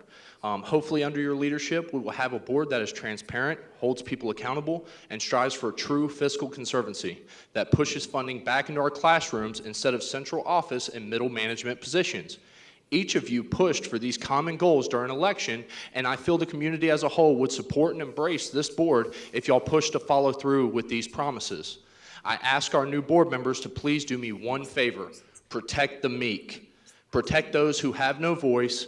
Be not only the shield defending our basic rights, but also the sword that holds those accountable who have wronged our community and students. Tonight there will be a discussion regarding the school calendar, and I hope the board does not settle for the August 28th start date option and instead votes to request a waiver from the state to begin classes August 21st. This is what I feel is best for the students, and overwhelmingly it appears that's what the teachers would like as well. Another thing, the board soon is going to have to discuss potentially terminating the superintendent for cause. That is a conversation that needs to happen behind closed door, and my suggestion would be to hold a vote to hire an independent third-party person like Jill Wilson did with Tim Markley to investigate and provide details to the board to say, hey, look, he violated this statute, he violated this policy, he violated his contract. Lastly, Sandy Isles was removed and banned for 1 year at the last meeting after multiple meetings of being antagonized back and forth. Her and Stephanie Adams obviously do not like each other, and they had a rift. She was antagonized, they had it out, and she got to yelling, and the video shows the true evidence. She's standing in the corner over there, antagonized her, bye-bye, playing games with her. The board is going to be in charge of that appeal. I'm hoping whoever does, at least give her another chance to come back. She's already lost 1 month here, and I believe that would be fine. Obviously, she would be on thin ice. Thank you. Y'all have a good night.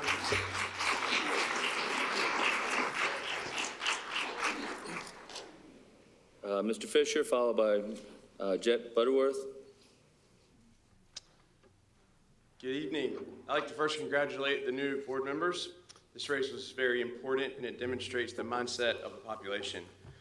With new school board members being sworn in, rapid action has already taken place in other areas, and we're excited for what New Hanover County has in store.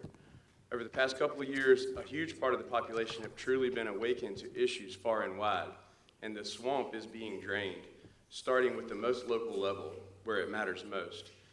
You'll never know it if you only watch mainstream news, but rest assured, corrupt individuals are in full-on panic mode, and they should be. Not much matters more than the way our children's minds are shaped. No longer will parents be sitting idle on the sides while their kids are indoctrinated into wicked mentalities. The citizens of this nation are alert and ready to guard against any tyrannical regime that seeks to poison our wells. Americans know that our greatness comes from a bottom-up power structure. Outside the reach of a corrupt political establishment which seeks only to present the illusion of change, there's a movement spreading like wildfire. Citizens are independently banding together and taking actions to restore integrity in our institutions, and it is my hope that this board will embrace this amazing phenomenon. We the people recognize and appreciate the sacrifice that it takes to occupy one of your seats. We too hold responsibility to express our perspectives on how things should be, and to advise when we anticipate a path of demise. Understanding that this is, unfortunately, a dirty game with consequences, it is our job to help you to do the right thing and to hold accountable anyone who betrays the trust bestowed upon them. We the people are here to take back the reins, and our ranks are growing by the day. In closing, may God bless the children of New Hanover County by guiding those who are here to protect them. Thank you. Jeff Butterworth, followed by Ms. Davis, please. Hi, good evening. I have 25 years experience in public schools playing a fly on the wall, but this is my first time speaking to the board. I'm here tonight in support of Love Our Children's 3 asks. The first is to train and support our teachers and fully staff our schools. The best way to implement a revised policy is by making sure everyone has the training they need and that each building is fully staffed to implement it. You have the rest of this school year to do that. The second, end seclusion by the start of 2023-24 school year. Research and data about the harm of seclusion has been presented to the board for 2 years now. There's no research or data to truly support seclusion. It harms. Finally, that's the third, add 6 words to Public Safety Policy 1510. These words are, and risk of serious bodily harm.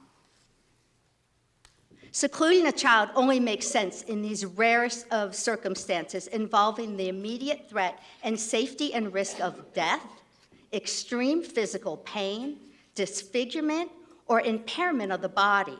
The seclusion would last a few minutes until law enforcement arrives. Ask Ms. Varman, how many times has this happened in the last 4 years? A new board offers a new opportunity. Start the new year with ending seclusion in New Hanover County. Please. Thank you. Thank you. Last, we have Ms. Davis, Gabrielle Marie Davis. Are there any additional additions? Mr. Chairman? Yes, ma'am. Thank you, Mr. Chairman. I move to reopen the agenda for additional agenda items for discussion tonight. I believe we would need a second for that. Is there a second? I'll second that. We'll second that. We would, Mr. Justin, we would need a 2/3 vote to reopen to amend the agenda at this point, correct? That's correct. After the agenda has been adopted, it requires a 2/3 vote. 2/3 vote, which would be 5 people. Is that correct? That's correct. Okay, so we have a first and a second. Ms. Bowie, would you do a roll, or Ms. Russell, would you do a roll call for that, please? So the amendment, or the motion in front of us is to reopen to amend the agenda at this point. Ms. Barnhart? Yes. Ms. Bradford? Yes. Ms. Craybill? No. Ms. Mason? Yes. Mr. McManus? No. Ms. Walker? No. And Mr. Wildebohr? Yes, that, I believe, is defeated because we needed a 5-vote vote.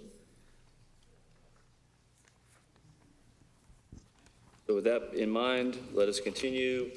I call for a motion to enter into closed session pursuant to General Statute 143-318, 11A, 1, 3, and 6 to consider personnel matters and to maintain the confidentiality of personnel records under General Statute 115C, 319 through 321, to prevent the disclosure of student education records and personally identifiable information rendered confidential under the Family Equity, Educational Rights and Privacy Act, 20 USC,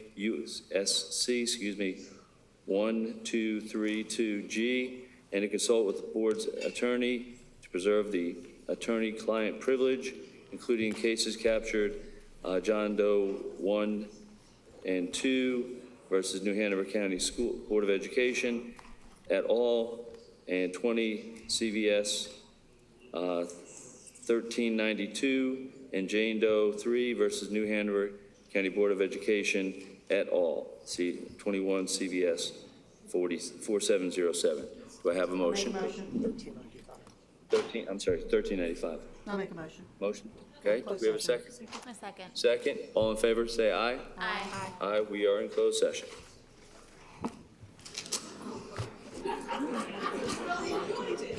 I'm gonna get her too. Mine's also down. Yep. Anything you need to go through? Thanks for your help.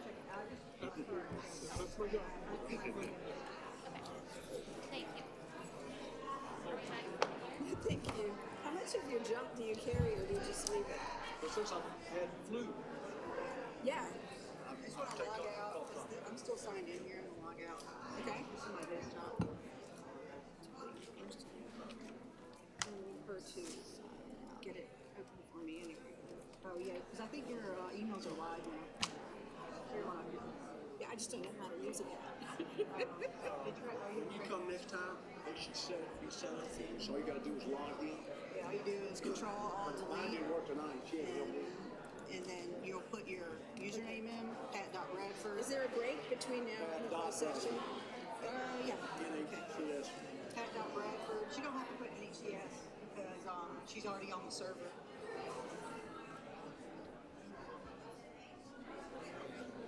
Nope, didn't take it.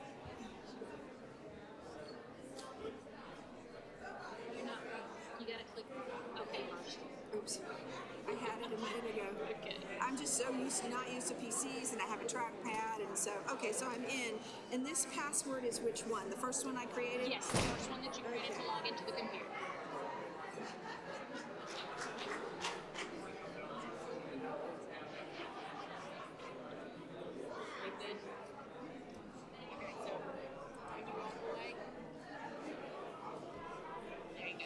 Alright, so how do I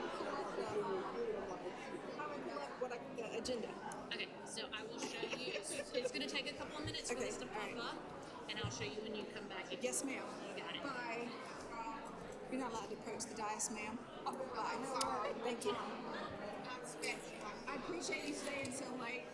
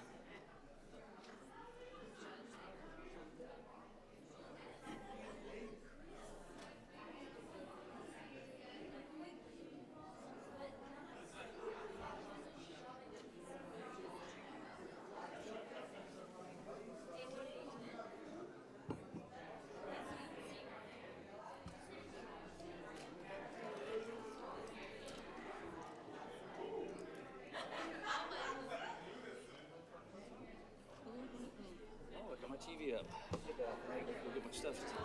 I got mine. Happy.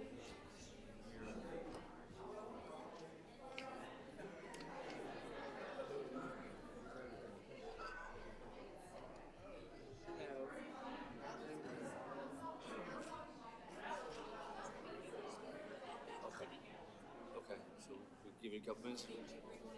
Okay. A break? Dang. It's on there. It's on there. Perfect. You did it. Thank you very much.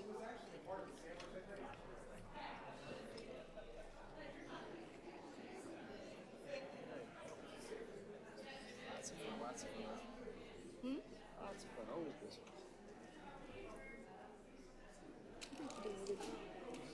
That didn't start out too well, but I think it got better. Yeah, well, we've got other stuff to deal with. So we're gonna pull some consensus.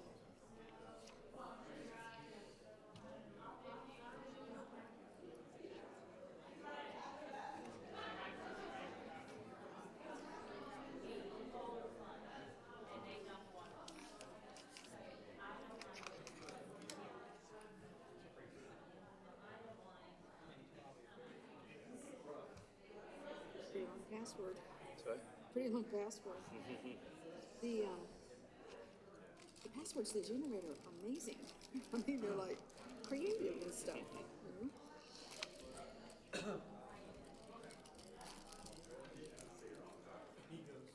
We're waiting for the stream to come back. We're waiting for the stream to come back. Watch the stream. I don't have to go to that until after 10 weeks. Yeah, that'd be good.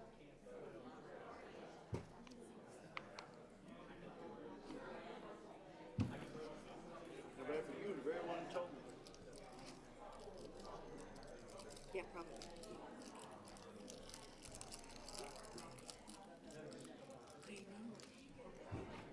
No. We have some more buttons. But we have two different colors. We have silver and gold. He doesn't. Is that bigger? I have the bigger button, sir. This is big. Bigger than mine. Oh wow, much bigger. Ours is small. Oh, where am I? It's like Target. It's heavy. It's very heavy. The magnet on the back is. On the strings. I'm not in the mood to wear it. Aren't they recording? Let's see. Oh, it's so much. That helps to judge somebody's age by what. All right, if a member of the board would please come back.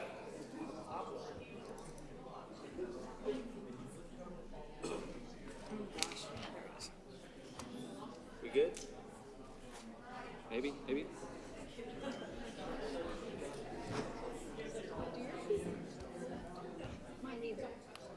I want one of those things. See the thing? Is there a thing? Yeah, but I don't think Oh, it's all the way down. yeah. No, I just need something for my. Oh. Good, okay. Oh. Yeah, we're back. You can't see me anymore. All right, board members, if I can get you back, please. Oh my God. Oh what? It ain't gonna come up again. All right, welcome back. We are back, ready to carry on. Maybe? Almost? Thank you. Anybody? Computer's almost up.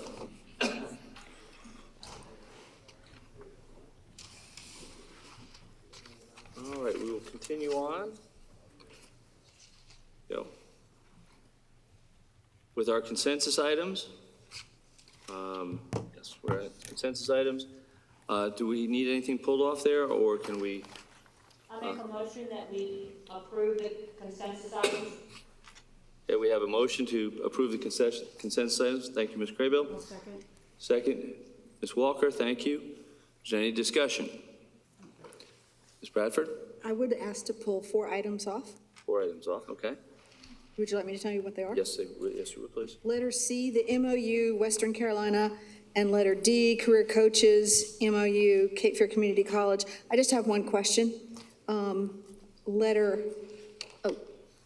Letter H, Learning Perspective. For discussion, letter I, MOU Blackman for questions. Just one or two questions there. And that's it. Would you say those again, please? Yes. Sorry. Letter C, the MOU Western Carolina, C, D, CD, H, and I. H, and I, okay? So We'll pull- I will make a follow-up motion to Okay. approve the items that were not pulled. Okay, so everything except for C, D, H, and I, we have a motion to approve. And second, all in favor, say aye. Aye. All opposed? Okay, they all pass. We'll start with C, the Western Carolina. We can actually combine C and D. My question was on the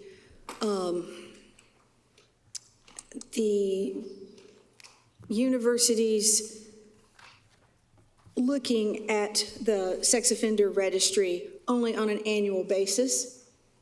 And I sent an email to Dr. Faust for Dr. Barnes, and I didn't hear back from Dr. Barnes, but I did hear back from Dr. Faust, but I still have the question. If the school places a student teacher into our school system and halfway through their period, they have a sex offense documented against them, we don't find out because it's a year-long period. Is this a template that we use for everyone? Are they all the same? And has anybody ever suggested that we shorten that period, that window up? Dr. Barnes? Yes, sir.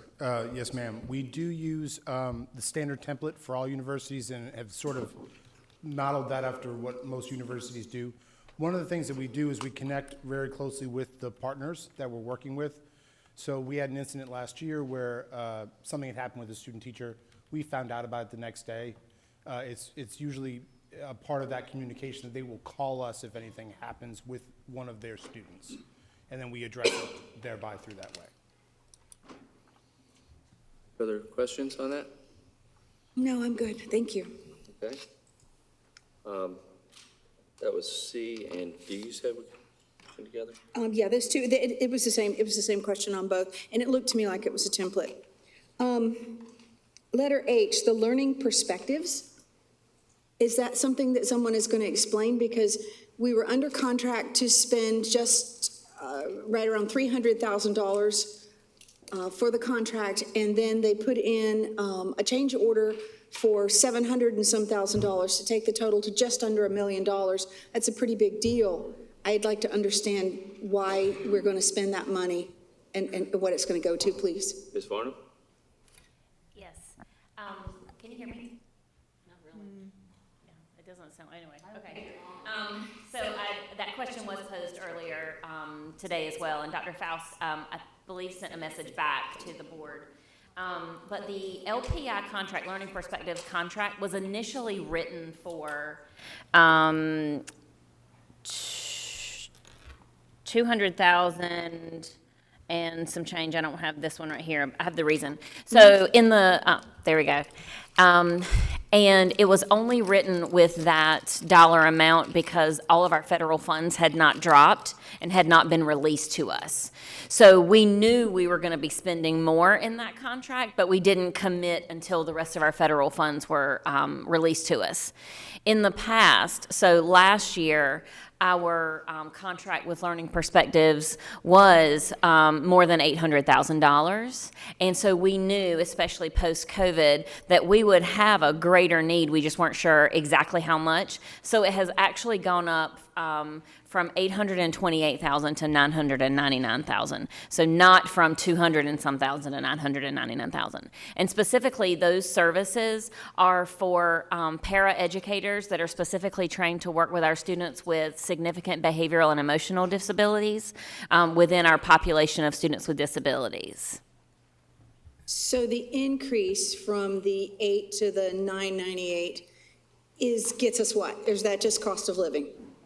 No, that's actually an increase in the number of contracted staff we are using. So we are using 35 contracted staff this year, which is an increase over last year. So the rate did not really increase for us.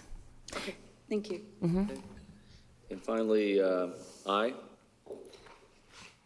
On Josie, you want to take Yes, this? I asked a clarifying question about this because in letter F, it talked about trainings, and so I was just concerned, it seemed like this was a pretty form letter. So when we have organizations coming into our schools, what trainings are they providing our teachers?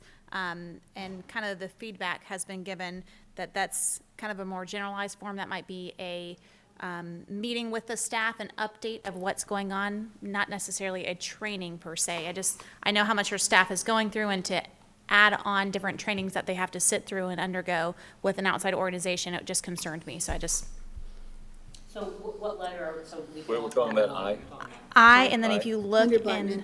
No, I mean, in the MOU, If you look at letter F in the MOU. under who, obligations for NHCS or obligations for the other? Let me click on it with them. I think it's 3F, provide an orientation, ongoing needed training for staff. Yes, ma'am. Okay. Someone give us some more clarification on that? I can, sir. Oh, thank you, sir. There's not a setup program or amount of training. It would just be in there in case they wanted to do something with the staff, and we would always sort of dialogue with principals and staff and approve that before it happened. More discussion? If not, I would entertain a motion to, We have a motion, I already made it to approve them all. okay. I thought you amended that, so, I did, but we voted to the amendment, Okay. and now we have to vote for the Okay. original one on the table. okay? And it was a second, I already seconded it. Okay, seconded. So all in favor of approving the consensus items as stated, please signify by saying aye. Aye. All opposed? Passes 7-0. We'll carry on with policy amendments. Ms. Crable, you want to take this? Yeah, so, I will make a motion to approve the policy consensus items as presented. Okay, we have 2400, 3300, 3430, 3610, 4240, 4400, and 4720. Is there any discussion? Do we have a second? I'm sorry. I'd like to make a motion to actually send policy 3430, 3610, and 4720 back to policy. So you don't make a motion, you pull them off. I would like to pull them off. Okay, 3430, 3610, and 4720. 3430 school improvement plans? Oh, 3300, excuse me. 3300. 3300. I apologize. And 3610? Yes, ma'am, and 4720. Okay. We have a motion to take 3430, 4720, 3300, and 3610, is that correct? And send them back to policy. Do we have a second? Second. Second. Ms. Bradford? All in favor? Is there any discussion? All right, I need to make a point of order. I made a motion to accept the policies as presented. So the next motion was we're pulling these out. Right. So we can vote on passing the policy consensus for the items that have not been pulled out. Okay. I don't, did you get a second? Yeah, I thought somebody can second me. Did someone second her? Okay, if nobody seconded me, we need a second. Okay. Need a second for approving those policies? 2400, 3430, 4240, and 4400. The ones that were not pulled. Do we have a second? I'll second it. Okay. Okay. And so now we've discussed. So now, is there any discussion? Yes, sir. I didn't hear 3,300. Did you say? She said it. She did. But Josie did. you're pulling that one. She's pulling 3,300, 3,610, and 4720. And I missed that one. Okay, thank you. Because I was going to pull that for discussion. 3430. But if you're sending that back to policy or it's being. Well, that, we're gonna do that motion next. Yep. We have to vote on this motion. Okay. So our motion right now is for the remaining policies, except for 3430, 4720, 3300, and 3610. We have a first and a second. All in favor of passing those other policies, please signify by saying aye. Aye. All opposed? That passes 7-0. Now we have a second motion on the table to pull 4330, 4720, 3300, and 3610, and send it back to policy.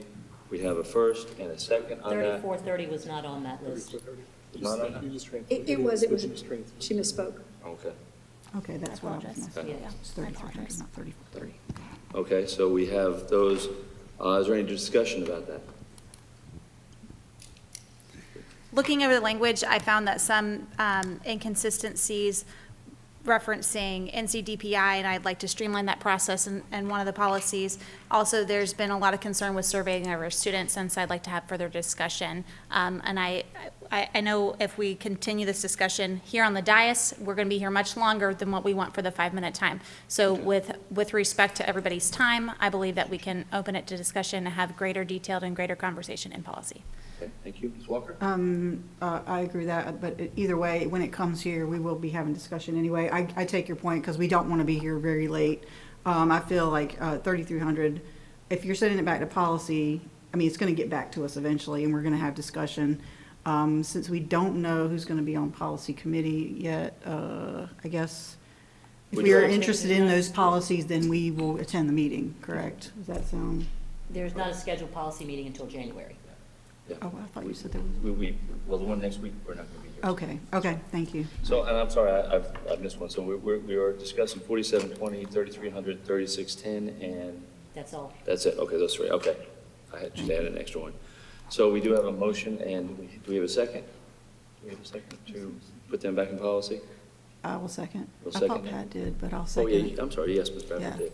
Okay, all in favor of sending 4720, 3300, and 3610 back to policy for further discussion, please signify by saying aye. Aye.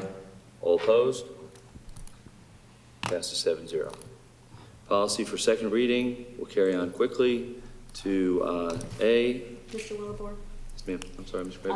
I just want to remind the new board members, or inform them, that policies for second reading are only necessary for new policies. And we do not have to go through first and second reading for policy amendments, and that's why we have the policy consensus item, because those were all amendments to existing policies. So I just wanted that to be a point of clarification. And 3460 is not technically a policy, it's a regulation, but it's a regulation tied to policy 3460. But it is still new. Okay. So that is policy for second reading. Do we have a motion to accept the 3460R, reduced elective credit? I make a motion to accept policy 3460R as presented. Second it. We have a second from Ms. Mason. Is there discussion? Hearing none, let's vote. All in favor of accepting policy 3460R as written, please signify by saying aye. Aye. Aye. All opposed? Again, 7-0. Carrying on, calendar committee update. Dr. Faison, I believe you're going to be helping us with this, please.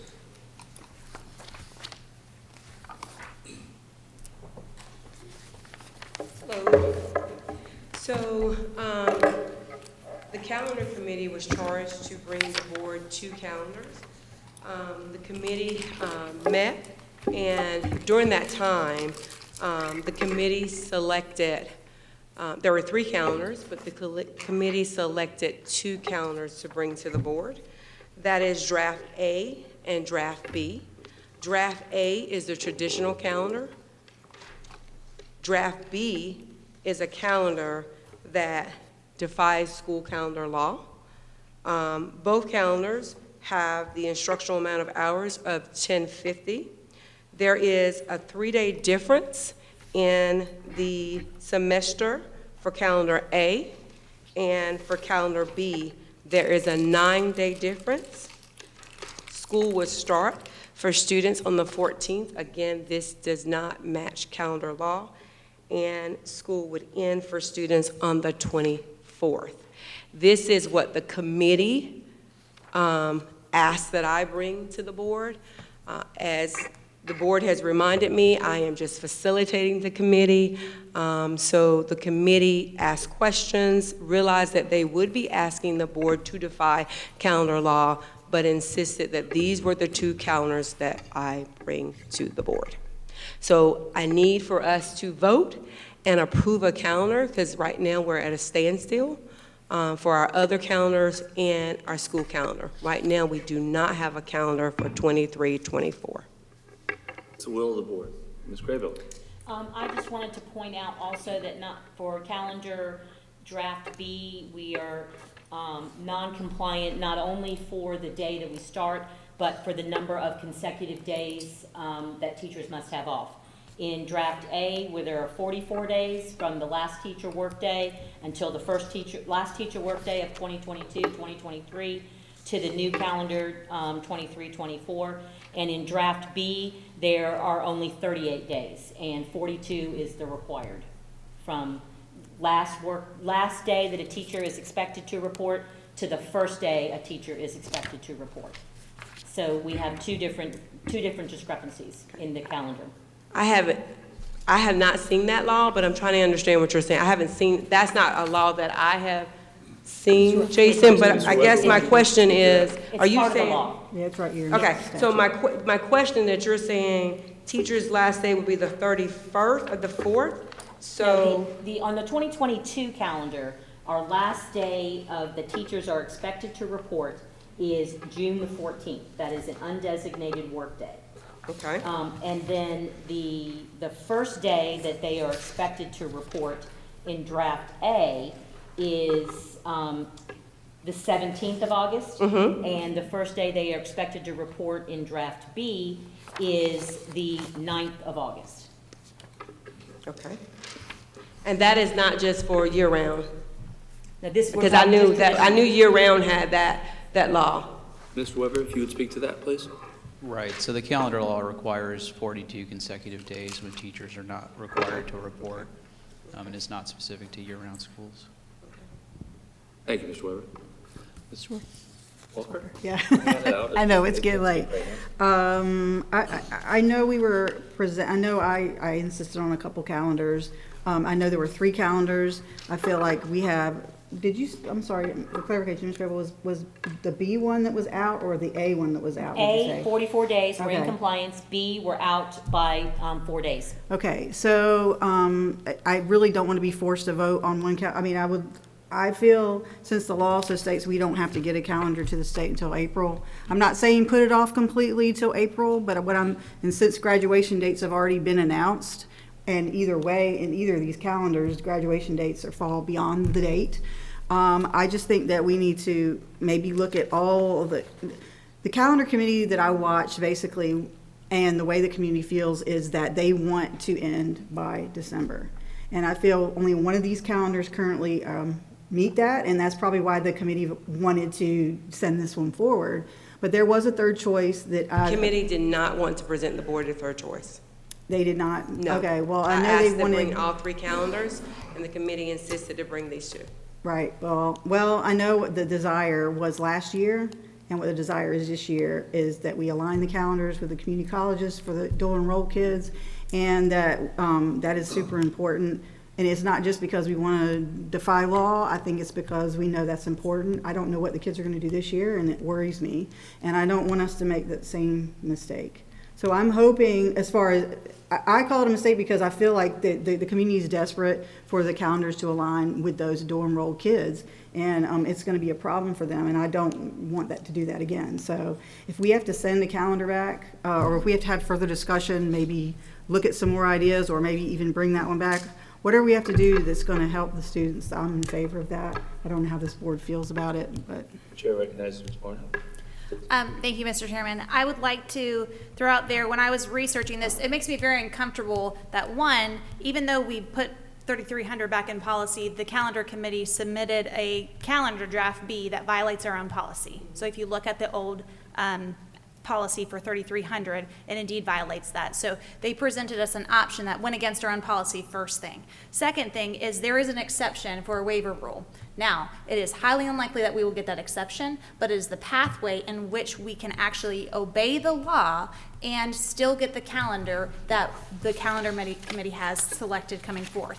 So I would like for this board, in addition to taking this into consideration, I would like for us to come together with a referendum of sorts that we can go up to Raleigh when the General Assembly comes in session. I've spoken with 2 of the Education Committee reps there and advocate on behalf of our students, and maybe maybe we can reach out to Brunswick and Pender and get some accommodations so that we can change the law and be in compliance with the law, which is what we swore in our oaths that we were going to do here tonight.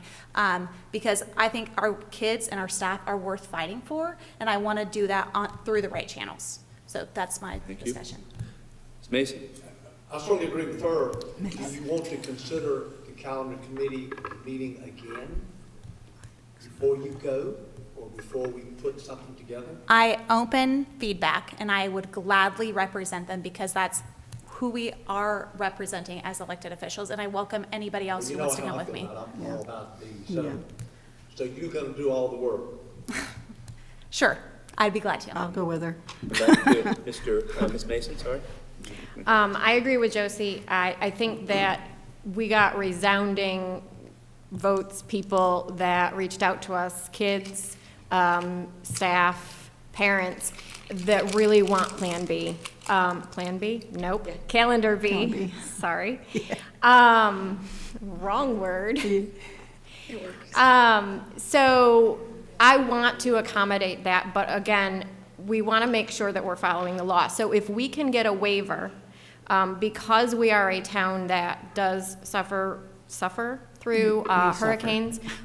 In the school that I was in the state that I was in New York previously, we had built-in snow days, and we don't have those here.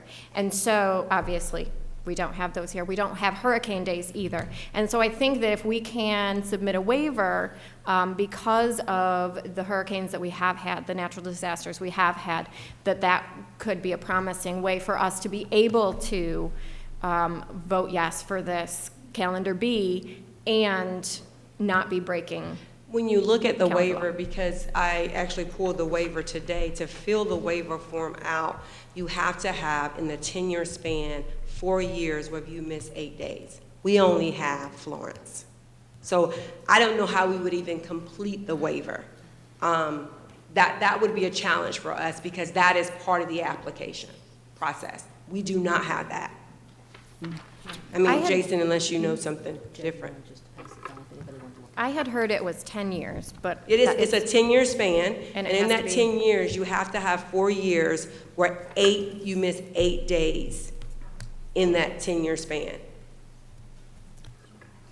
8 days cumulative over 10 years. No, ma'am. 8 days each for 4 years each.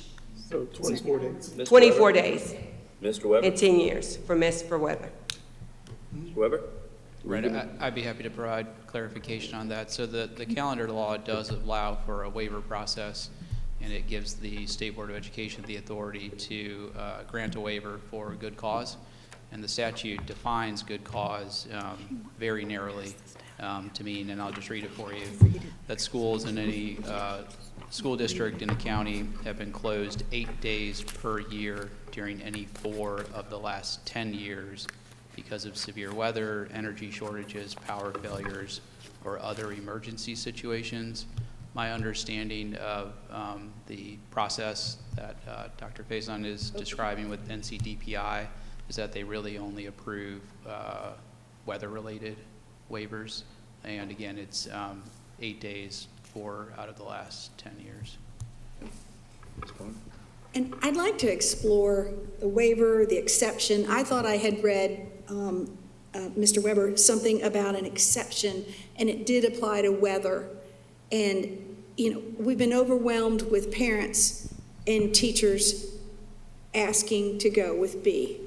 Not one single person said pick the opposite, even explaining we have to break the calendar law. So I spent some time thinking about, okay, what happens when it's a bad law, or in this case, it might be flawed for right now in the way that the calendars are running in terms of, you know, what days fall when. And, you know, it takes me back to, you know, the Tea Party in Boston, and it's not that extreme, but we have 24,000 students that are going to be affected by this. So it's a huge decision. And I agree with everything that's been said, Ms. Barnhart, you know, and Stephanie Walker. We owe it to the kids to get it right. And so if we table this until the January meeting, but, you know, in Florida, and in Georgia and South Carolina. I cannot believe that they're much bigger tourism places in a lot of ways than we are.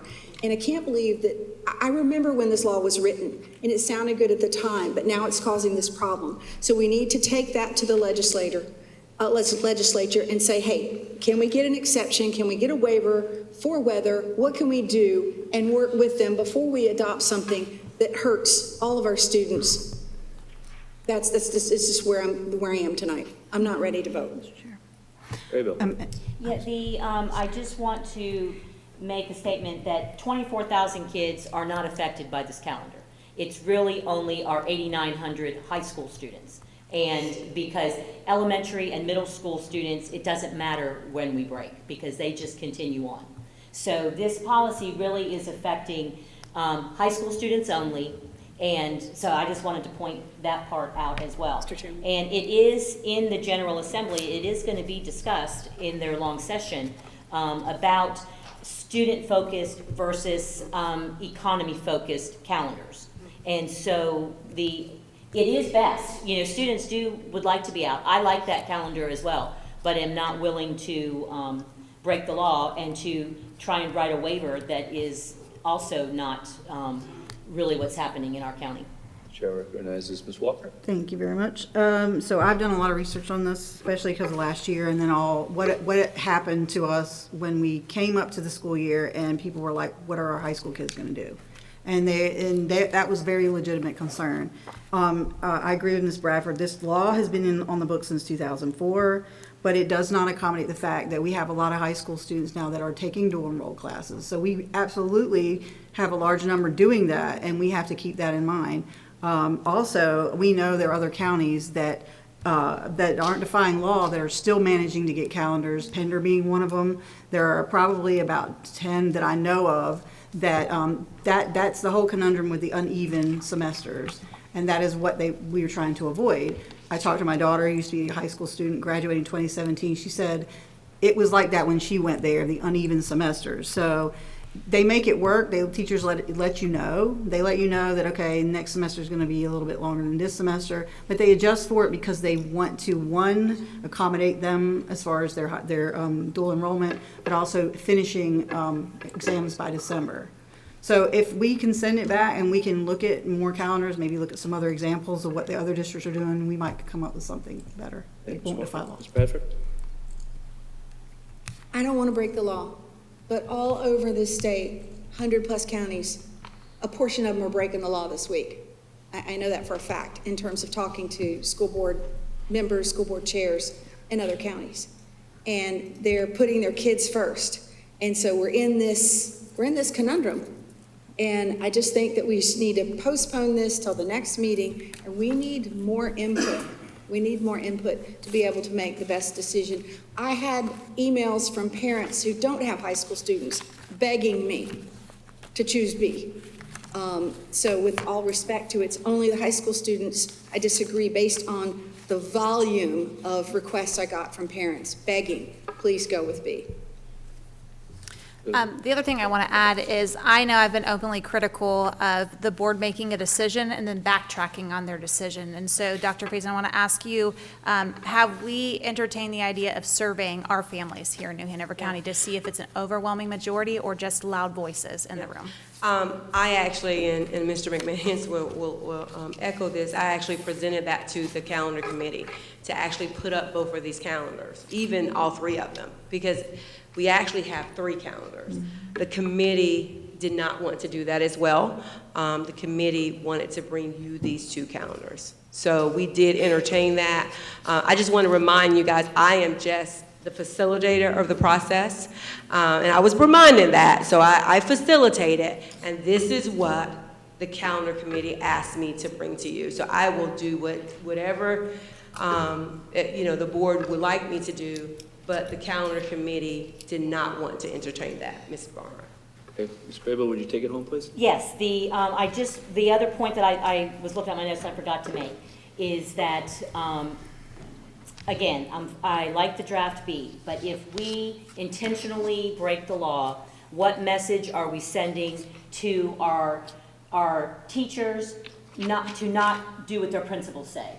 and to our principals not to do what Dr. Faust and his senior staff say and what our board policies say. And therefore, to allow parents to just say to principals, I'm not doing it. I don't like it, it's done. And so I just want us to think about that too. If we are intentionally setting it up that we are going to break the law, then we are setting up the possibility for a culture that says it's okay to thumb our nose at authority figures in the school district. So At this that's point, all. I would entertain a motion. Anyone like to make a motion? I make a motion that we table it until the January meeting, hoping to get more information about the idea of a waiver, maybe having y'all have conversation with our state representatives and see if there's any hope to do this and stay within the law. And the word we want to use is postpone. Because table means we're going to talk about it later in the meeting. It's postponed to January. Okay, we have a motion to postpone until January. We have a second? Second. Second, Ms. Mason. Let's say all in favor, please You signify say by. discussion? Oh, or no? discussion, I'm sorry. I just want a point of clarification. Yes, I didn't want to amend her because I think her motion, Ms. Bradford's motion, because I agree. But I also wanted to find out whether we can ask or compel the committee to send us the third calendar as well, just for consideration, or maybe even next calendar committee meeting, they talk about it more, because if it's not in compliance anyway. We got that in our board packet. Well, I know, but I meant bring to us Okay. as a board to consider. I don't know that that needs a motion, but maybe just as an ask. Yes, Mr. McManus? Obviously, we still are very supportive of trying our very best to make this happen. Can you talk about taking this and meeting with the legislature? Will you include our local reps? So I've reached out to two of our reps, one in the General Assembly and one in the Senate, about presenting at an education committee. And they welcome that with open arms because they want to hear from us. And so that was when watching the calendar committee meetings, one of the things that I found was that was the voice in the room was saying, well, what have we been doing? Well, that's a great question. What have we been doing? Have we been really advocating for our staff at a state level or a federal level? Because if we want things to be changed, to get done, it's going to take us to do it. And I'm not saying that as a negative, I'm saying that with gumption to say, let's take charge to help make change. What you said, I thank you, because we do not advocate for ourselves here enough, nor do we defend ourselves. We need to advocate. Thank you very much. So I have done that as well, so it's not a new Josie thing. And we've talked about it at the NCSBA, so it's not new.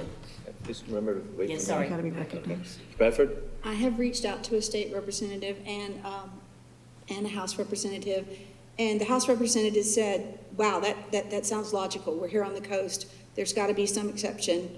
The state representative said, have you asked staff to think outside the box?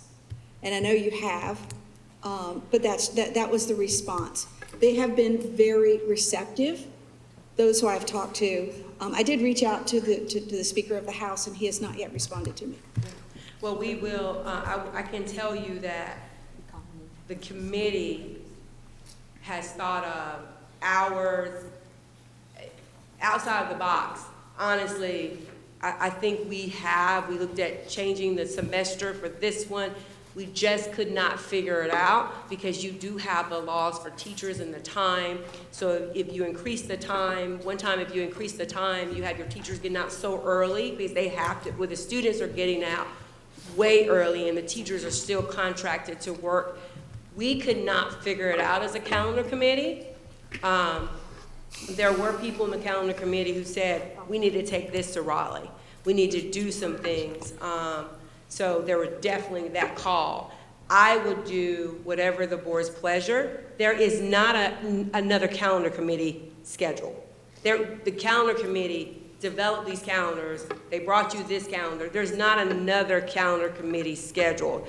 I honestly don't think we could schedule another one before we get out for Christmas break. And then I know the board comes back. So I don't know if that's the question or if we're gonna advocate. So just need some direction of what you want me to do, because I will support you, of course, but I just need to know what the role you want me to play. Chair recognizes Ms. Walker. So looking back at the calendar committee meetings from the year before, which the calendar that everybody liked, the biggest problem was the uneven semesters. But that has been done in the past, and that has worked. And it got changed. The calendar committee last year decided that was the calendar that they wanted, and then the fourth meeting got completely given this one. Anybody in the board, I'm happy to talk to you guys about what I've found. So what I think is there's a solution out there. Whether or not we have to compromise and say, you know, we're not going to have even semesters, which doesn't defy calendar law, then we should do it, because the calendar last year was very popular. Not this one's, but the one last year. And I think that's what parents liked and want to keep. So if we're not going to have a calendar committee meeting, perhaps our retreat, or, you know, that's before our meeting, we as a board need to talk about it then, maybe. Order of the day, I'd like to call for order of the day. Okay, go ahead. I'll do it after you. That means we have to stop. So I know that we keep referring to last year's calendar, so they can make it work. You have to take all of the work days out, put them at the beginning and at the end. There's no breaks in there. And so when that happened last year, the month of November, there was an emergency board meeting, and the board decided that you need to do an SCL as social emotional day because the teachers needed a break. They were in the middle of creating a calendar. So when that calendar was made and the board said this, and then we were also looking at the trainings for the teachers. It was the literacy training, and it was also the it was the 10 schools for the discipline that we were training. So we did not have any time in there. So teachers and principals were having to create times in there. So when the board decided they were going to vote on the suspension, we asked that we be able to train teachers. So when we had to train teachers, we had to put days in the calendar for teachers to be trained. We then, of course, if you go back and you look at that emergency board number, the board said, we need breaks. So what we did is went back and put breaks in. So we did exactly what the board said do. Everyone forgot about that meeting where it was an emergency meeting. That changed your calendar. And then it was, we made something different. But you have to go back and watch the meeting where it said, because if you'll remember, it said, call it a snow day.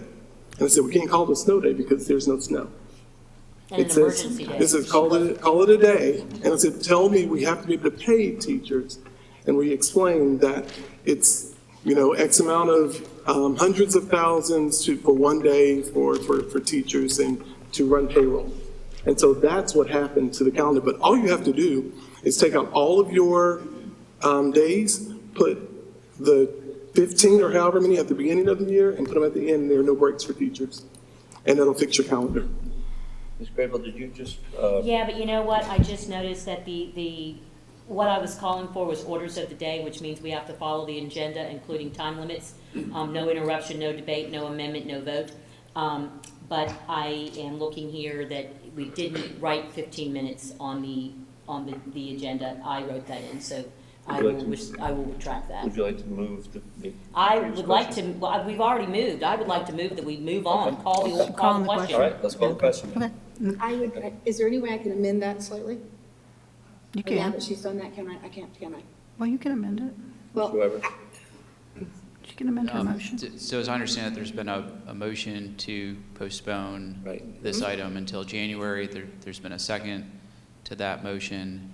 And now, I'm sorry, isn't there now a motion to amend the motion? She's asking if she can. I'm asking if I can amend it slightly. You're the one who made the motion, I know that. so you can. Yes. With consent. Can we direct the staff to find out what is happening in the other counties in North Carolina? We do have some research on that. I actually had that in, for the board. There are some counties that are, of course, defying. There are counties that are not. I think some of our sister calendar, and forgive me, I am talking about when I looked at this before, when they're making it work, they're doing something like Ms. Walker said, one group of kids are going to school a month more. So the calendar committee did not, and you can go back and look at the meeting, that's why they did not bring you calendar C. Because calendar C has one semester of students getting 21 days of instruction more than the other semester.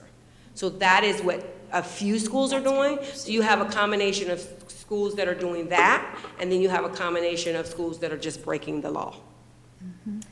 But under move the previous question, which is what I just did, must get recognized from the chair. Thank you. No debate, no amendment, 2/3 vote. Right. So we can't amend when I call for the question. Let us go ahead and call the vote. So all in favor of the motion, which again is to postpone the discussion of this until January, please signify by saying aye. Aye. All opposed? 7-0.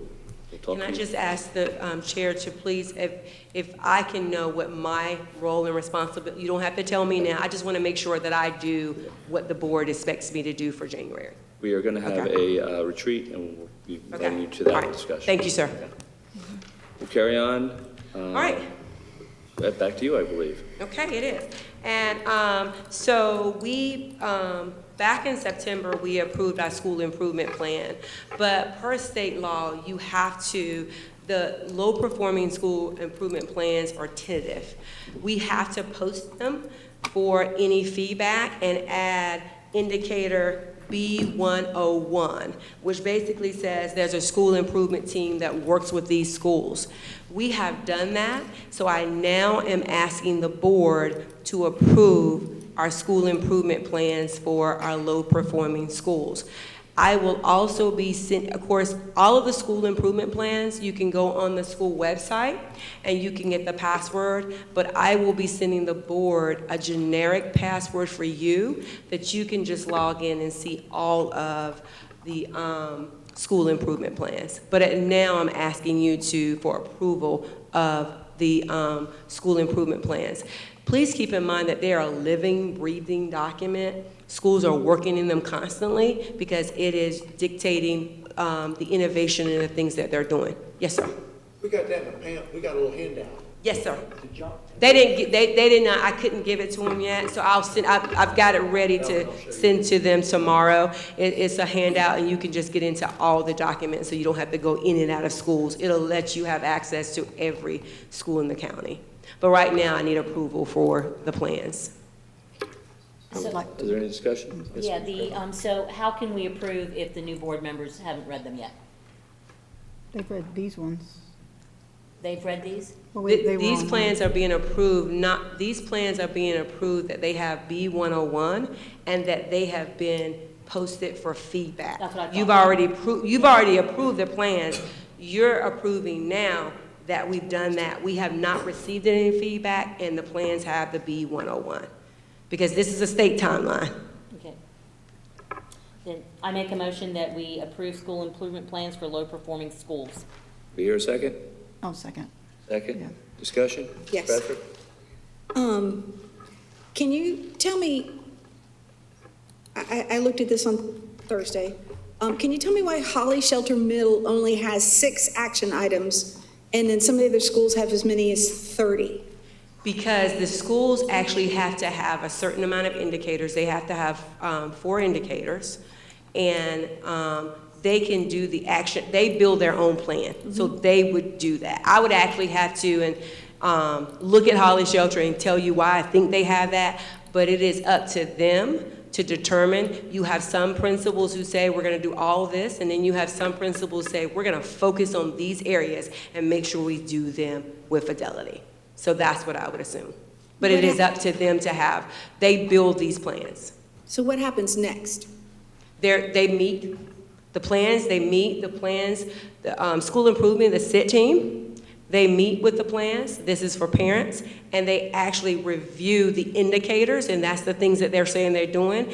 And they actually determine if they are limited, developed, or fully implemented. And then they can add additional indicators. So it continues to grow. We have a motion and a second. Is there any other discussion? If not, all in favor of approving these plans, please signify by saying aye. Aye. Aye. All opposed? Carry 7-0. Thank you. Thank you, guys. Thank you. And now I saw Ms. Miles here. We are on to new business. The Head Start non-competing continuation grant. Ms. Miles.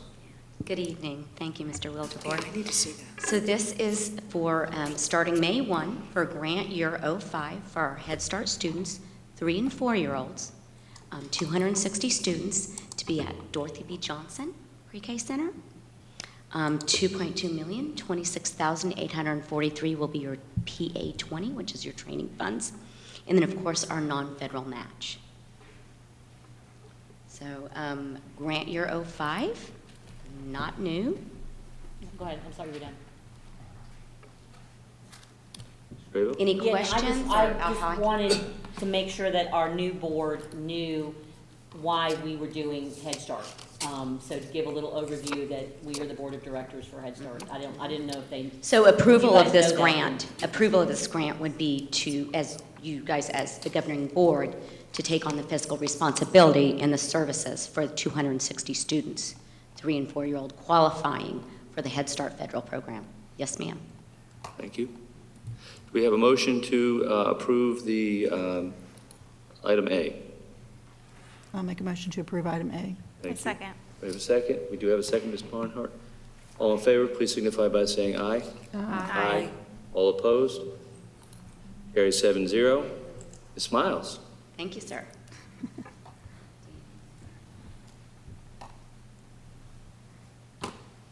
Did we do B? We didn't do So B. we have 2 other items Yes. that Yes. require separate votes. Yeah. Yes. So we have, so the next item, we have transportation, policy council. So the bylaws for policy council, it's the composition.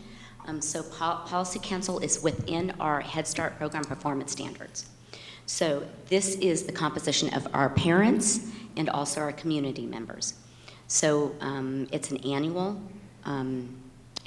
report that the board chair signs along with the policy council chairperson who is a parent.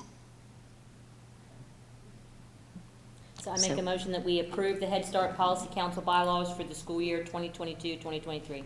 Thank you, Ms. Graybill. Do we have a second? Second. Ms. Mason, thank you. All in favor, signify, is there any discussion? If not, all signify by saying aye. Aye. Any opposed? Carries 7-0. And Ms. Miles, we're on to section C, please. So the transportation waiver it goes along with your submission of your grant that is due February 1. And this is just to protect us as a school system if we were to be able to stretch those services for transportation and be able to allow our 3 and 4-year-olds placed at Johnson Pre-K Center to ride our K-5 buses, our elementary buses. Currently, they're 2 separate buses. But this provides you a waiver of protection if we're able to do those kind of services for those students. And it goes along with the submission of the grant. It's a new requirement to have a new approval of this item on a yearly basis. Thank you, Ms. Miles. Do we hear a motion to approve item C? I make a motion to approve 2023-2024 Head Start Transportation Request Amendment. Do I hear a second? Second.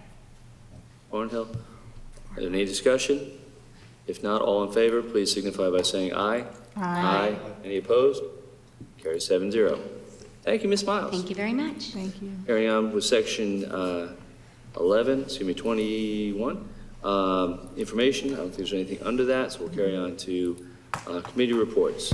I did have a brief committee report. Met with Legion Stadium Committee twice in the last 2 months. Mr. Anderson was with me on the first one. There is a new group, a soccer group, professional soccer group, that is wanting to use Legion Stadium, which on the front sounds outstanding. They also want to set up a restaurant taking up much of the parking at Legion Stadium and also offer beer at that site. So there's a lot of concern from the county commissioners and other members, as well as myself, at Legion Stadium. So that is an ongoing discussion. Just wanted to let you know about that. We love the idea of soccer, but the idea of possibly, even at our high school events, having that restaurant working, they were going to use like containers and have that out in front. So more information coming from the Legion Stadium Committee, but we just want to let everybody know about that. Any questions about that? No. Correspondence, does anyone have any correspondence to share with us? If not, announcements. January regular Board of Education meeting will be on Tuesday, January 10th, 2023 at 5 p.m. at the Board of Education Center. The general public will have an option to view remotely on our NHCS TV YouTube. Additionally, I think the majority of us, in fact, all of us, will be going next week to core training in Raleigh. So that will be a very wonderful event, and we'll all learn a lot, I'm sure. And we also will have a retreat next month. More to follow on that. I do have temporary board assignments. These are, again, just temporary until we do talk about these at the retreat. But right now, I've placed on EDI Ms. Walker, Mr. McManus, and Ms. Mason. The legislative, Ms. Craybill, Ms. Bradford, and Ms. Mason. Policy, myself, Ms. Barnhart, and Ms. Craybill. Title IX will continue to be Ms. Craybill and Ms. Walker. Curriculum, Ms. Bradford. Calendar, Mr. McManus and Ms. Walker. Head Start will be Ms. Barnhart. Gifted, Ms. Bradford, and EC, Ms. Mason. So that was, again, our temporary until... Will you email us that? Because we I will didn't do even have that. a chance to... I will email that, absolutely. And I also will be emailing you possible dates for the retreat. Mr. Chair, you said these were temporary till we have the retreat, until we kind of give our, Right, okay. that's at that point we'll be able to discuss those at length. Yes, Ms. Craver? Am I staying on Shack? There's a couple committees you left off, or should we just Yeah, not there- worry about that until? Well, like Shaq, yes, I have you on that. These are the ones where we had someone that was Okay. on there that we've lost. Okay. I don't think we have a need for a second closed session. So at this point, I would entertain a motion to adjourn. So moved. So move, Ms. Bradford, second. Second. Oh, Second. Ms. Mason, second. All in favor, signify by saying aye. Aye. I do want to thank everyone for tonight. Great first meeting.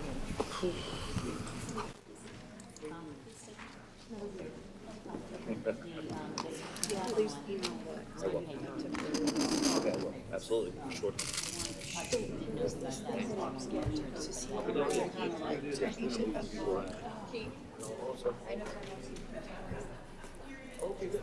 Oh, I should check that.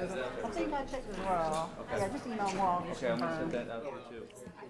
But it didn't sound like it would make a difference. No. No idea. Yeah. Yeah, no, I agree with you 100%. You gave me roses. I got roses. No. Isn't that nice? Yes. This, I know. I know. So I'm happy to sit down with you. No. Because Stephanie Adams did Very, that. very nice.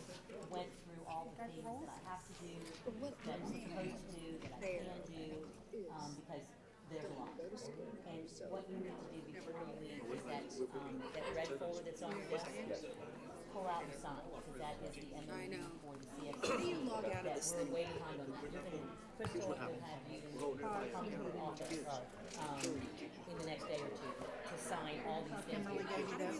So An RBG. I'll explain all that to you, but. Oh, you brat. And sometimes, she can give them to you tonight, but it's also something you go down, sit and. Well, what did it? No. Somebody gifted me an RBG Well, we looked at notebook. Okay. They love me, I don't know. Thank you. You didn't want to extend it. Oh, scroll down. Quarter 10. I know, I did my hair, did my makeup. I know, I know. Did my hair. And we got here at 4:30. 5:36. I got here at 3:45. I had my phone here taken.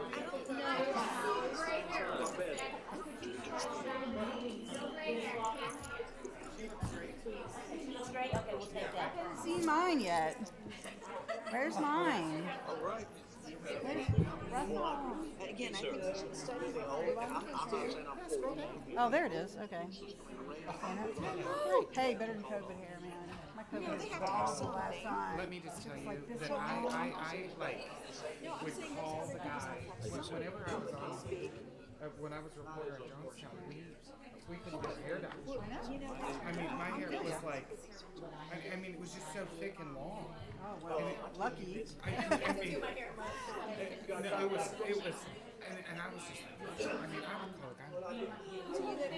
You want to cut your own? set up some back door, whatever. But then I would have to explain how I got my hair cut because everything was shut What down. are you doing? It's like Boris Johnson partying down when everybody's on Hey, lockdown. I used to work for Sinclair. We used to have Boris Johnson. They used to come on and die. Well, here is excellent, but I'm having a hard time Gotta get better. Gotta get I want better. some Yeah, I know you do. stories on I've that. noticed that you need You do, and that's a good thing. That's a good thing. To the calendar, to the calendar.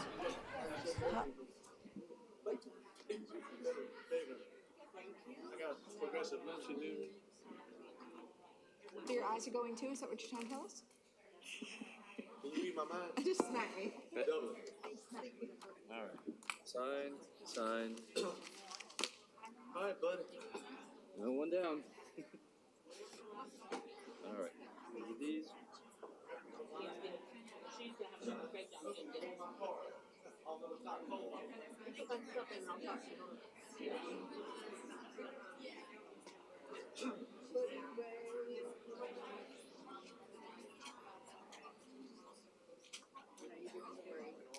It's a concern.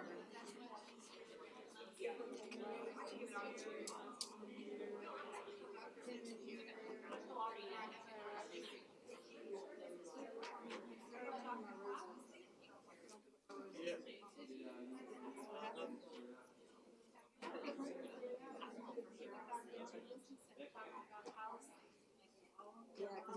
more. I mean, it's what we do. Oh, and what something.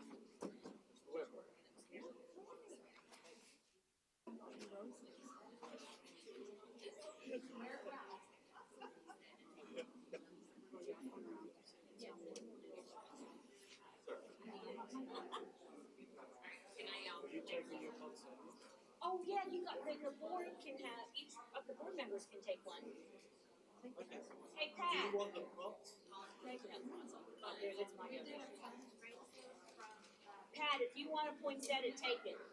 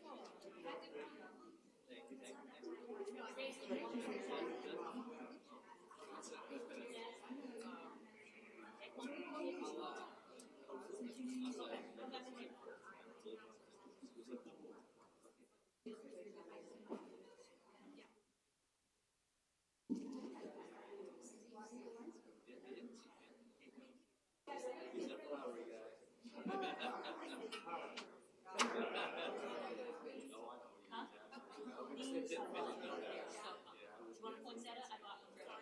No, I bought it.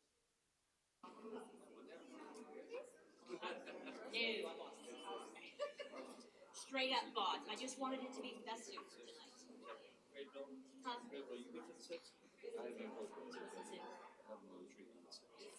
Oh, January? Yeah, not on Saturday. Is it a Saturday? Then I'm gonna try to do a little walk around and stuff. So that would be.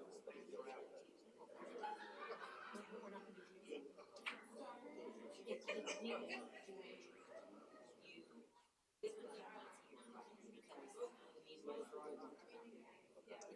open session and public money. And I'm not saying that because I used to go to board retreats all the time, and they were always here. So a retreat's different than a meeting. Oh, yeah, sure. They've all seen that. And when Dr. Faust and I've been giving his list, we want to do finance training, there's so much stuff. Well, what I And when you bring me a training here, there, that makes you better than one. yeah. So I'm gonna take photos. I mean, everybody on this board has been to San it's not Yeah. Well, I mean, yeah, exactly. Okay. All right, you that's want, good. Yeah. you want to point set it, take the pic. I'll take this one right here, right in front of me. That's just tiny. You can take two. Yeah. I'll take this picture. Okay. You can have two. Thank Matching you. ones. Thank you. One's for Kier, better give it to her.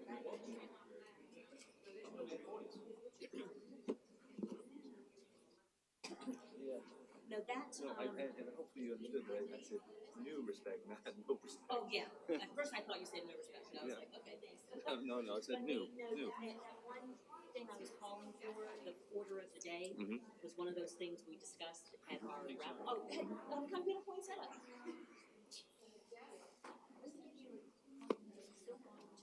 Wondering that. Throw my trash away. You can. Do you have two kids that want to? Okay. Oh, 11 months. Okay. No, you may use it however you want. Thank you. Is Deborah in the office at all? She is, and as far as I know right now, she'll be staying on. Let me send you one. Let me give her one.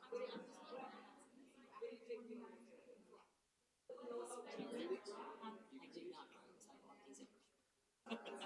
I love the little tiny ones. A lot of people, don't have room for big ones. They've got pets, and they're enormous, and they're hard to keep alive. So if you kill a little one, then it's not as hard to throw another one. Yeah.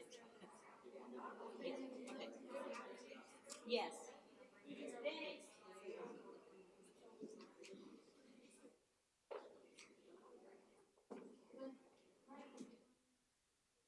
So Pat, you want a poinsettia? Pat, you want a poinsettia? Right now, I'm killing everything I have. Okay.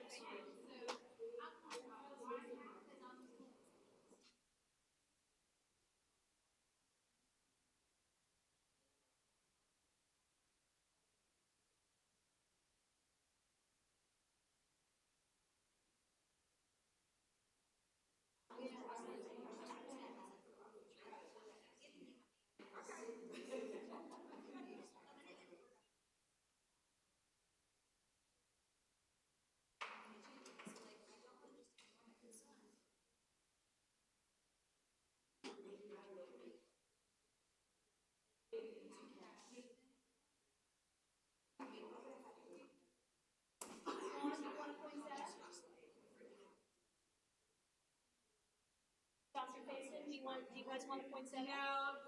Is it a big poinsettia? No, they're these little tiny ones. Do you want one for your dad? You know what? I can't. Put it right on your little desk. Put it on your own. Great meeting. All right. I'm gonna go home. Hopefully I'll sleep better than I did last night. You didn't sleep?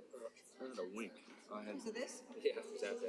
Oh, I gotta do this. I gotta do that. And I gotta put this together on a list. And Well, fortunately, I stayed up late just working everything out, but I had to take 2 hours off in the afternoon when I found out that Glenn had died. I mean, I was just like, I can't work. I mean, I can't work because they were going to stand up here with me.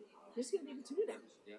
And that happened. I said to get Lila here, and then so many people came. It was really cool.